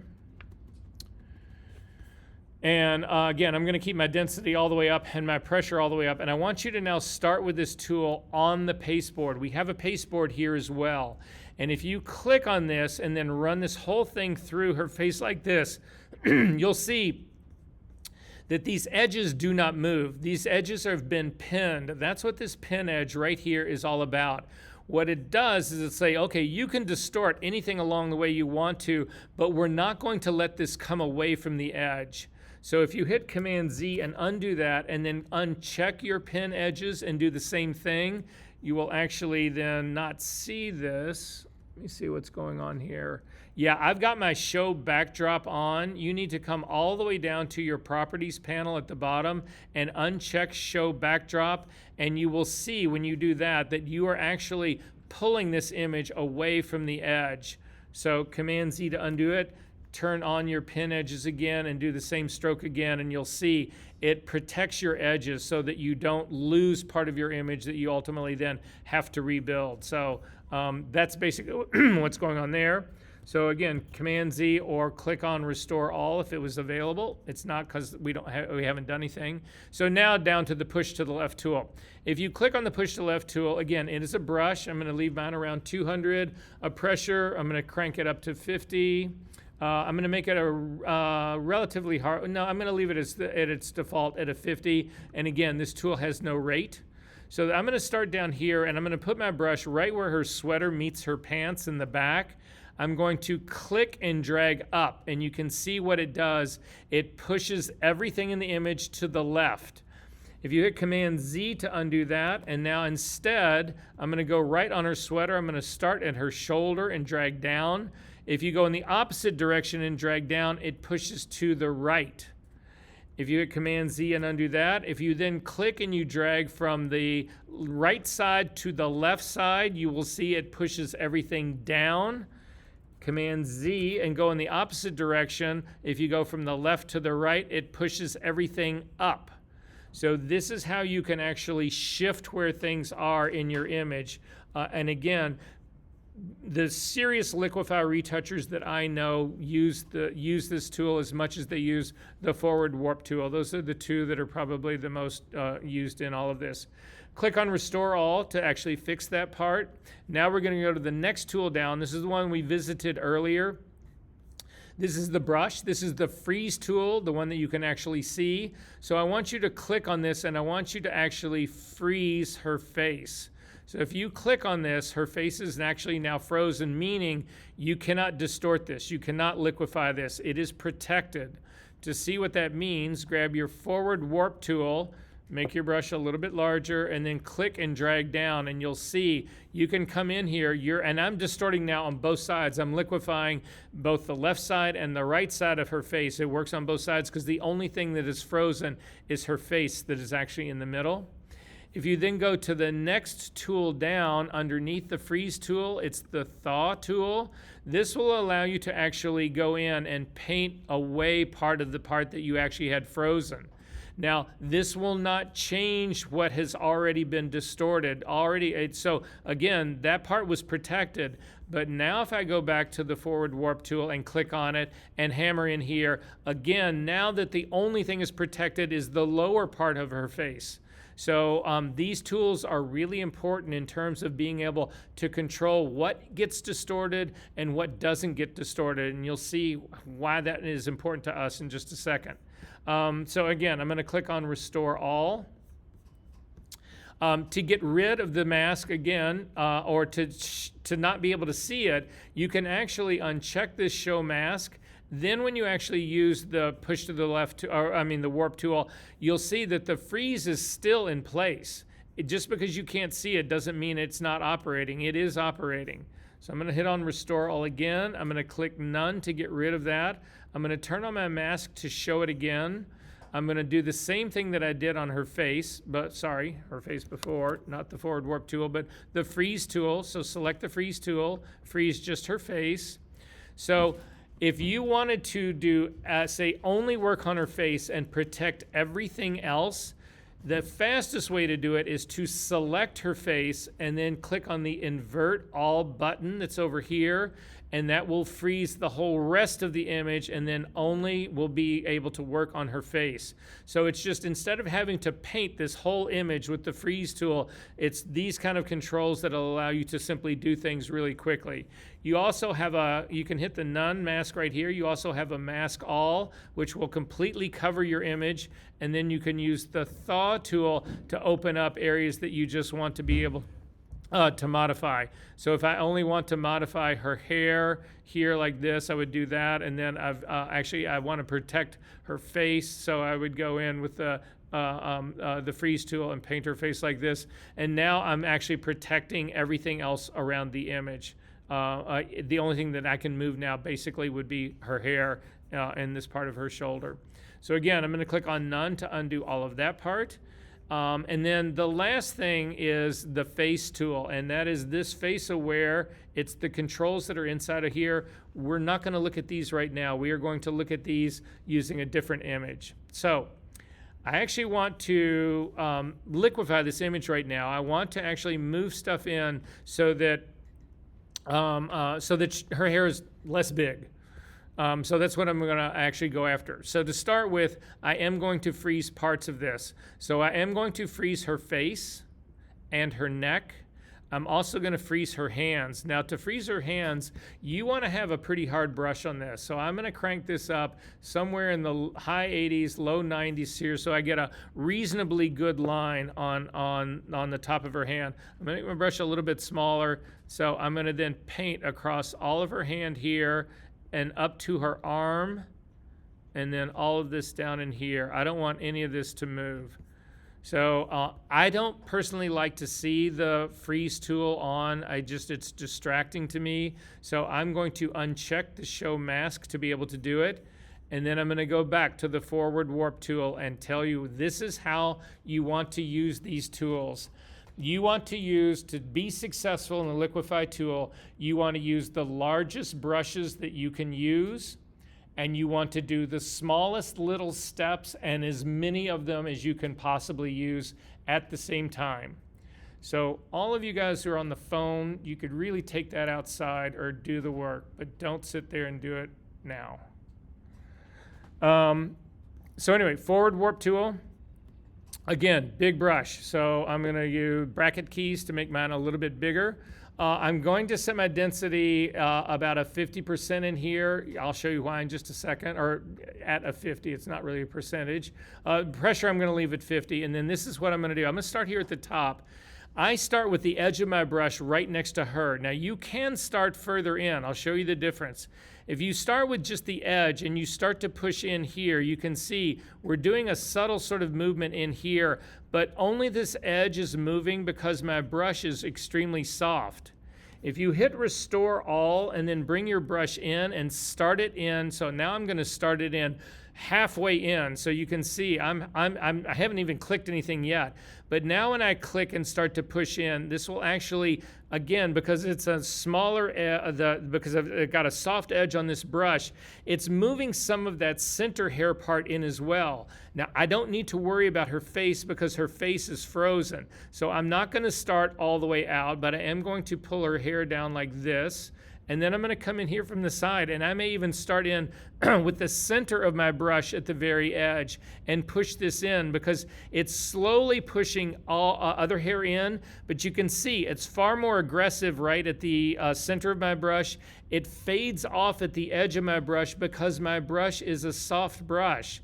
If you want to push all of the hair at the same time, I'm going to hit Command-Z to undo that. You would crank this all the way up. And now if you actually start with your brush, with your the center of your brush on the edge and click and push in, you'll see it pushes everything in with a sort of the equal amount. So you can vary this up and change this. What I like to do is not lose all sorts of shapes. So even though I'm pushing this part in, I'm pulling some parts out. I'm trying to think, or pushing other parts in, I'm trying to think how hair would naturally fall. You can't just look at these things and say, okay, well, I need to make her hair less, so I'm just going to shove everything in from the outside. That's not how this thing works. So I'm going to come over to her other side now, and I'm going to push that part in as well and drag the top down a little bit more. And I feel like I've shaped this off a little bit better now. So to see what you're really doing, you can use the preview button at the preview check mark that's right above the either the cancel or the OK button. If you turn that on and off, you'll actually see that it's coming in. But you can also see that I'm distorting the background. Now, in the fact that this is a canvas background, I can see some of the distortion in here. I might be able to fix some of that, but not a lot of that. So we need to come up with a strategy that will be better for actually doing this work, especially if you were trying to liquefy her and you were in like a room that had a pattern on it or tile on it or something recognizable that was behind it, bookshelves that are behind it, all that kind of stuff. All of that's going to get distorted with this. So we need to come up with a different approach to do that part. But are there any questions about any of this so far? Yes. Have you ever added a fake smile on someone? Not have added a fake smile. I've actually, so the assignment that is turned in today, I completely rebuilt a mouth. I will show you there's software in here that will actually is supposed to add a smile. I think it looks fake. I don't think it looks, you can do subtle things, but I'll show you what it'll do. But that's when we get to the face one, and that's going to be after we finish this one. So yeah, time is getting away from us. Okay, so that's basically how this whole thing would work. Now I'm going to hit cancel out of this right now and show you how I would really go about doing this and trying to maintain the same background that I've actually got.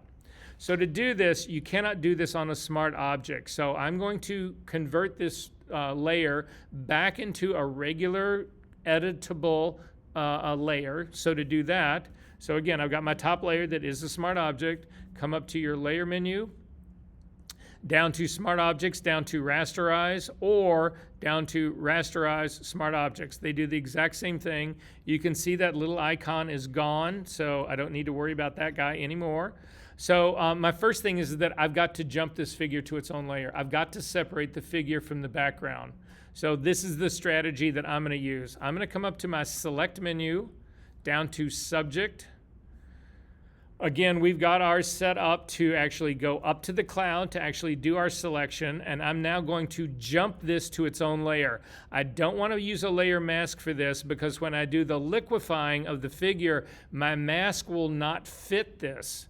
Again, I will liquefy the figure, but it doesn't liquefy the mask with it. So I've got to jump this to its own layer. I've literally got to separate the subject from the background. Command J. And you'll see it puts my subject now on a completely transparent background. However, I'm going to turn off this layer number 2 right now. So that's going to be my figure. I am going to liquefy that in just a minute. But now on my middle layer here, I've got a virgin that's down at the bottom, so I don't need to worry about it. I can be destructive on this layer. I need to get rid of the figure. So to do that, I'm going to do the same thing up to the select menu, down to subject. It will select the subject again. But now I need to expand my selection because I need to make sure that it gets everything. This selection is too close to her. I need it to be larger so that when I actually remove the background, there's no trace of her left. So to do that, you actually come up to the select menu, down to modify, and then down to expand.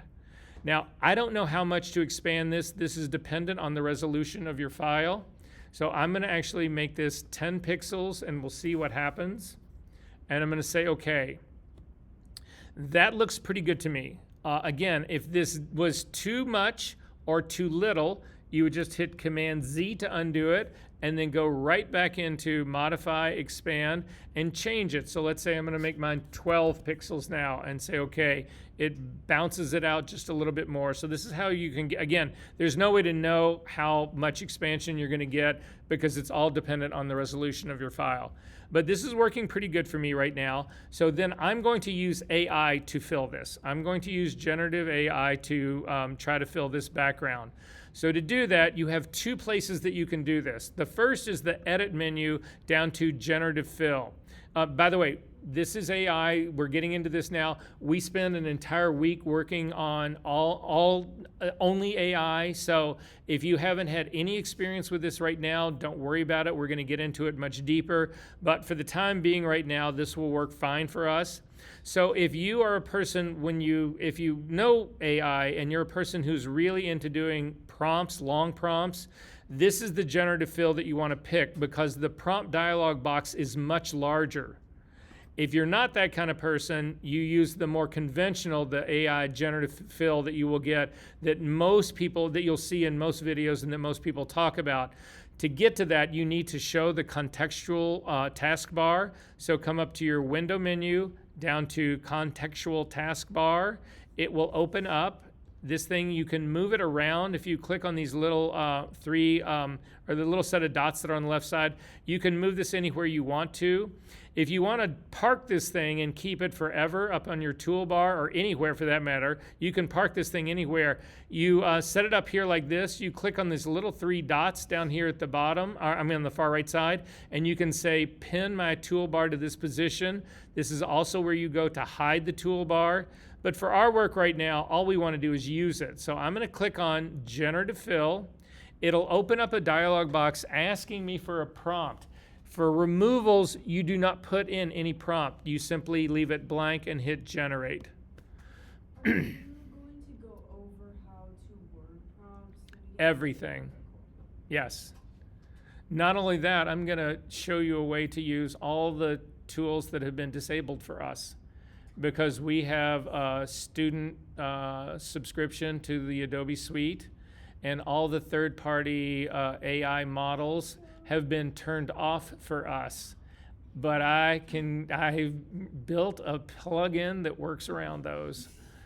Right? You knew that was coming from me, right? Anyway. Okay, so with generative fill done, it's actually done. You can look in your properties panel up at the top. You will actually see that there are 3 variations on this. It's just showing us the first one. You can click on the middle one to see if you like it better. I personally like this one better. I think it's more detailed. You can click on the third one. It kind of goes back to the first one. I don't really like that part. You can actually generate again. You can click on this generate button again, and it will do a whole another 3 rounds of this. But if you like the one in the middle, click on the one in the middle. And your generations will be different than mine. They're not predictable. But you can actually then do additional generations based on the one that you liked the best. So if you click on this little 3 dots right here, you can say generate similar, and it will kick out a whole nother 3 sets, but they will all be much closer to this one. I'm actually happy with this one, so I don't need to do that. But the last thing to know about this is that you'll see also as you hover over the thumbnail, hover over there on the left-hand side, if you hover over it, it says Enhance Detail. What this is it's an up-res. So this will actually upscale your generative fill part. If you click on it, you will see that nothing happens. And the reason nothing is happening is because the resolution of this image is already too low. It's already matching the resolution of the image. So upscaling it would make no sense. However, if you're working with high-res images, the previews here generally are relatively low in scale. You would want to definitely upscale those or abandon all of this altogether and use third-party. Yes? If you wanted to do a generative fill, but let's say you had a bunch of like dust and scratches on your photos, would you wait until the end? No, I would do that. I would do all that stuff first. Okay. Yeah. Would the AI possibly add more dust and Oh, it could. scratches? It could. Okay. Yeah. Yeah. Okay, so anyway, I am going to pick this second version of this. So the second version of this is now giving me exactly what I want, and you can see it's sitting right here. There's a layer mask on it, but now I can actually turn on my figure again. I'm going to make my figure a smart object, so up to the layer menu, down to smart objects, convert to smart object, and then I'm going to go right back into liquify. So up to the filter menu, down to liquify, and then I'm going to do exactly the same thing I did before. But however, it's hard to see now because she's on a completely transparent background. If you want to see the real background that she's on, not what's going to be liquefied, but the one that she's on, it's this final in your properties panel, the thing that says show backdrop. If you click on this, this will actually give you an option. So where it says use all layers, you can actually pick the layer that you want it to actually see. So my generative fill is the one that I want to be my background because it is the one that's right underneath this. So I can click on generative fill, and then I want that generative fill layer to be behind her because that's where it is. Now I can actually do the same liquefying again. So I'm going to grab the freeze tool. I'm going to turn on the show mask so I can see it. I am going to freeze her face.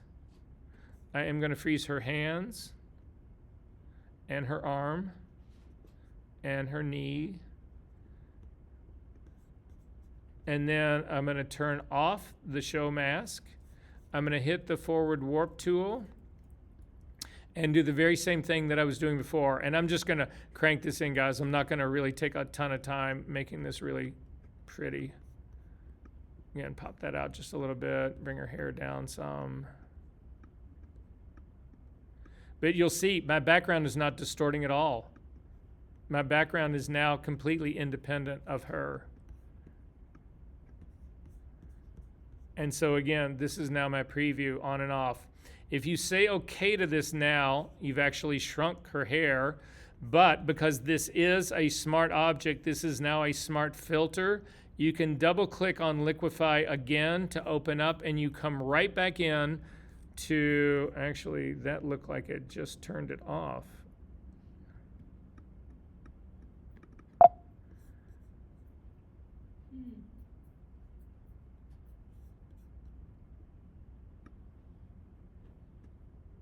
No, you need to actually check the background. It's showing everything. It's showing all the layers, including the one that's on the virgin that's on the very bottom. So take it back to using generative fill, and then you can come in and actually fix this. You can amend it now. You can actually continue to work on it.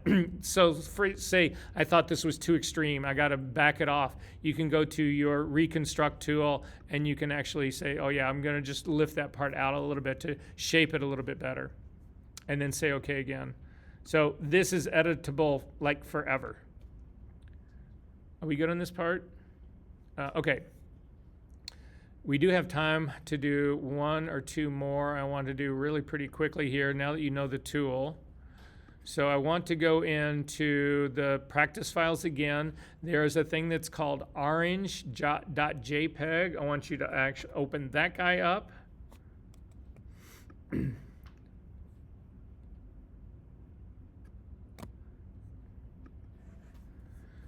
And double click on the hand. So I think that again, I don't like the contextual toolbar floating always around on top of me. So I'm going to click on the little three dots and say hide the bar.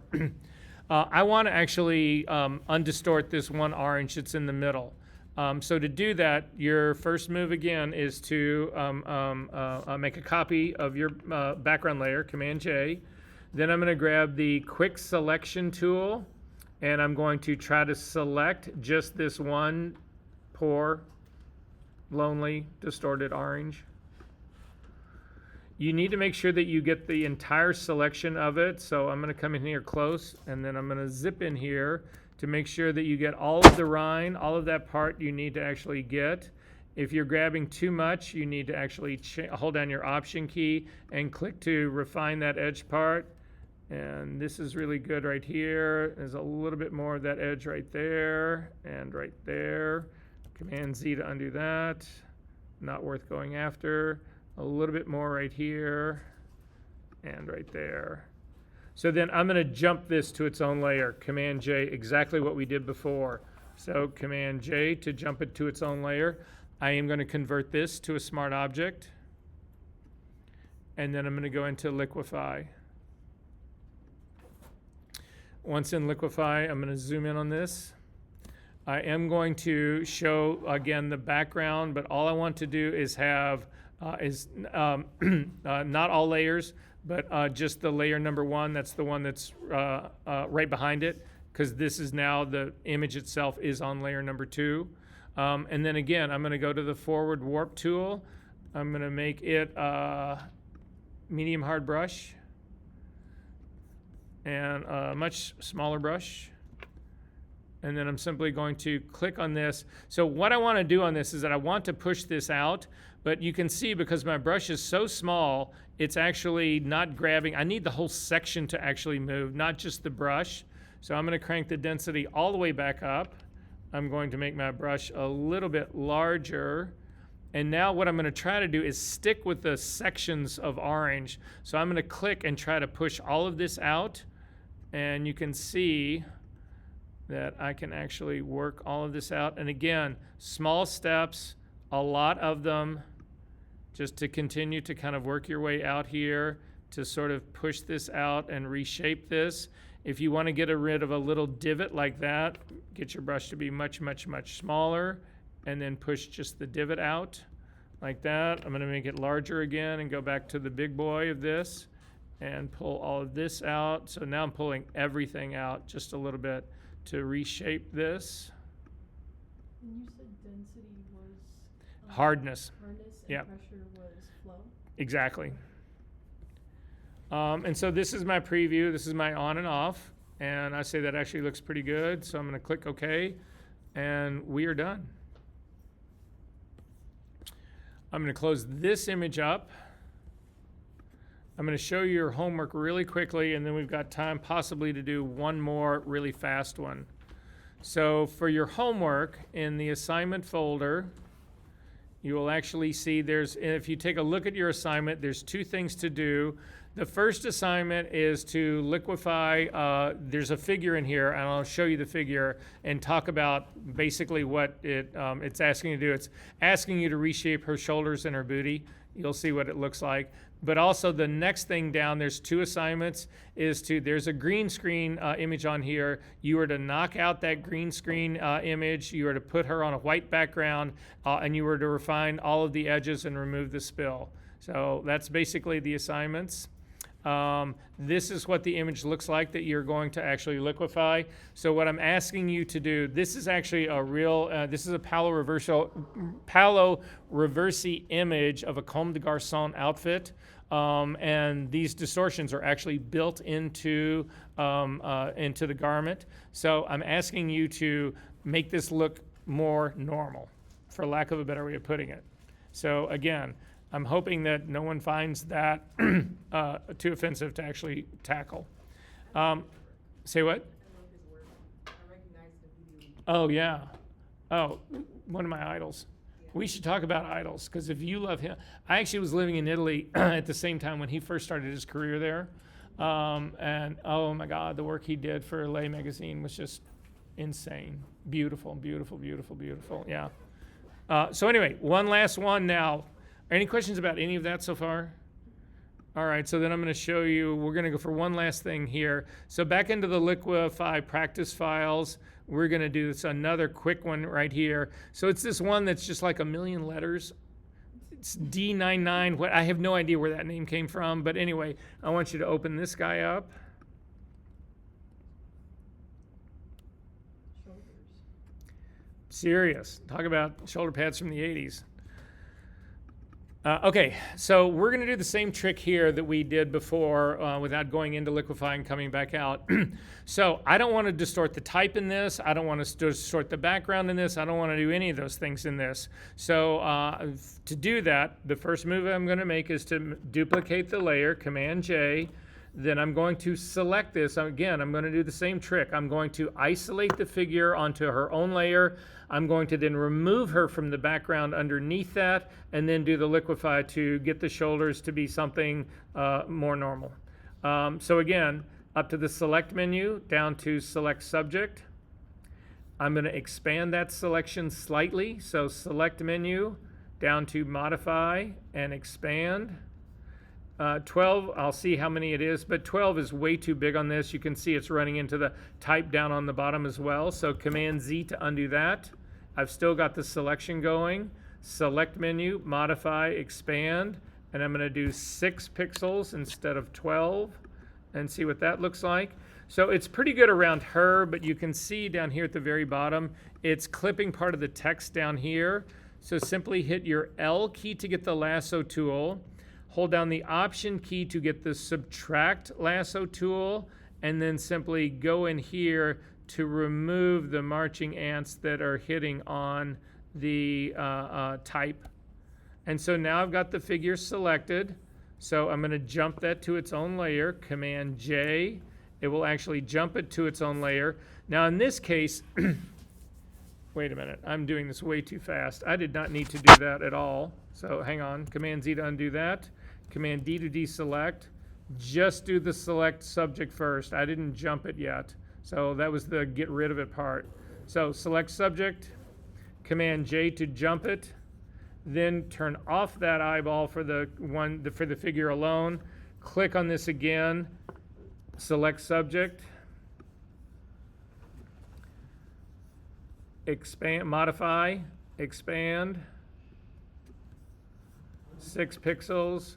Go down to the bottom, lasso tool, the L key, hold down your Option key to get the minus selection. Do not clip her shoe, but get rid of the stuff that's hitting the type.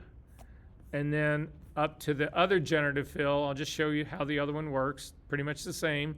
Click on generative fill from the edit menu, and then again, just click on generate. You leave the prompt alone.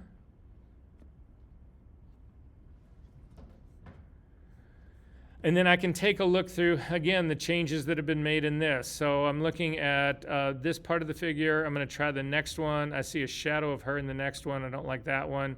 So the first one is looking the best for me. I'm not too concerned about the screw up that's happening down here at the bottom, because the truth is once I do the Liquify, the only thing I really need to keep are the new shoulders. So I'm going to leave this as it is right now, even though I'm not really happy with that. But again, I can fix that part. So I'm going to turn on the shoulders, turn on the full figure now. Click on it to make it active, up to the layer menu, down to Smart Objects, Convert. With them now converted, I can go into Filter, Liquify, zoom in on her, hit the Freeze tool to begin with, and I'm going to freeze her face. Her face, the hair, her lower body, the lower arms, this lower body, that lower arm, all of that is gonna get frozen. I'm gonna thaw out this area that's closer to her neck because I think I can reshape that a little bit more. So I'm gonna go to the thaw tool, make it much smaller, and just clean this part out here and that part there and down into the body a little bit more. Great, I'm gonna turn off show mask, hit the push forward, the forward tool, make my brush smaller, not too small. I'm gonna make it softer brush so it's not so evident. And then I'm simply going to start to pull this in. You'll see, I can see the figure behind it. It's because you've got your show backdrop turned on. Again, if I wanna see this just on the generative fill layer, click on that so that you just have the generative fill layer. And now when you push this in, you will not see that part. So again, small steps, a lot of them.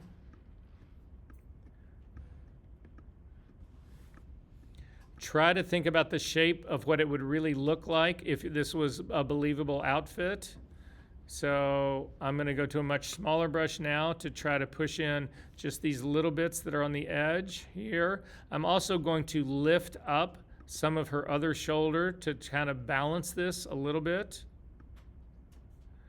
And push this in a little bit more and down. And then again, lift this part up slightly so it's not so awful. I could use the smooth tool right on that point right there, the next tool down, and just much smaller scrub, oops.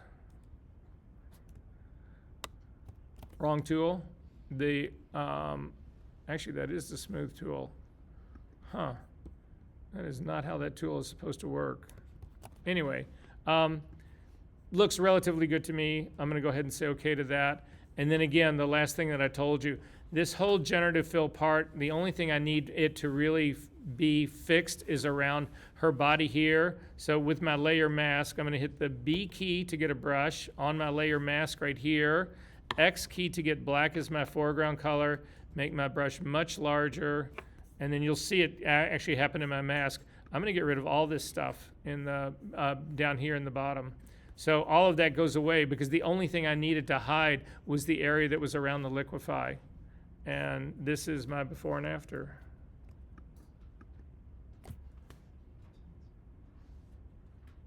It's not just for making people skinny.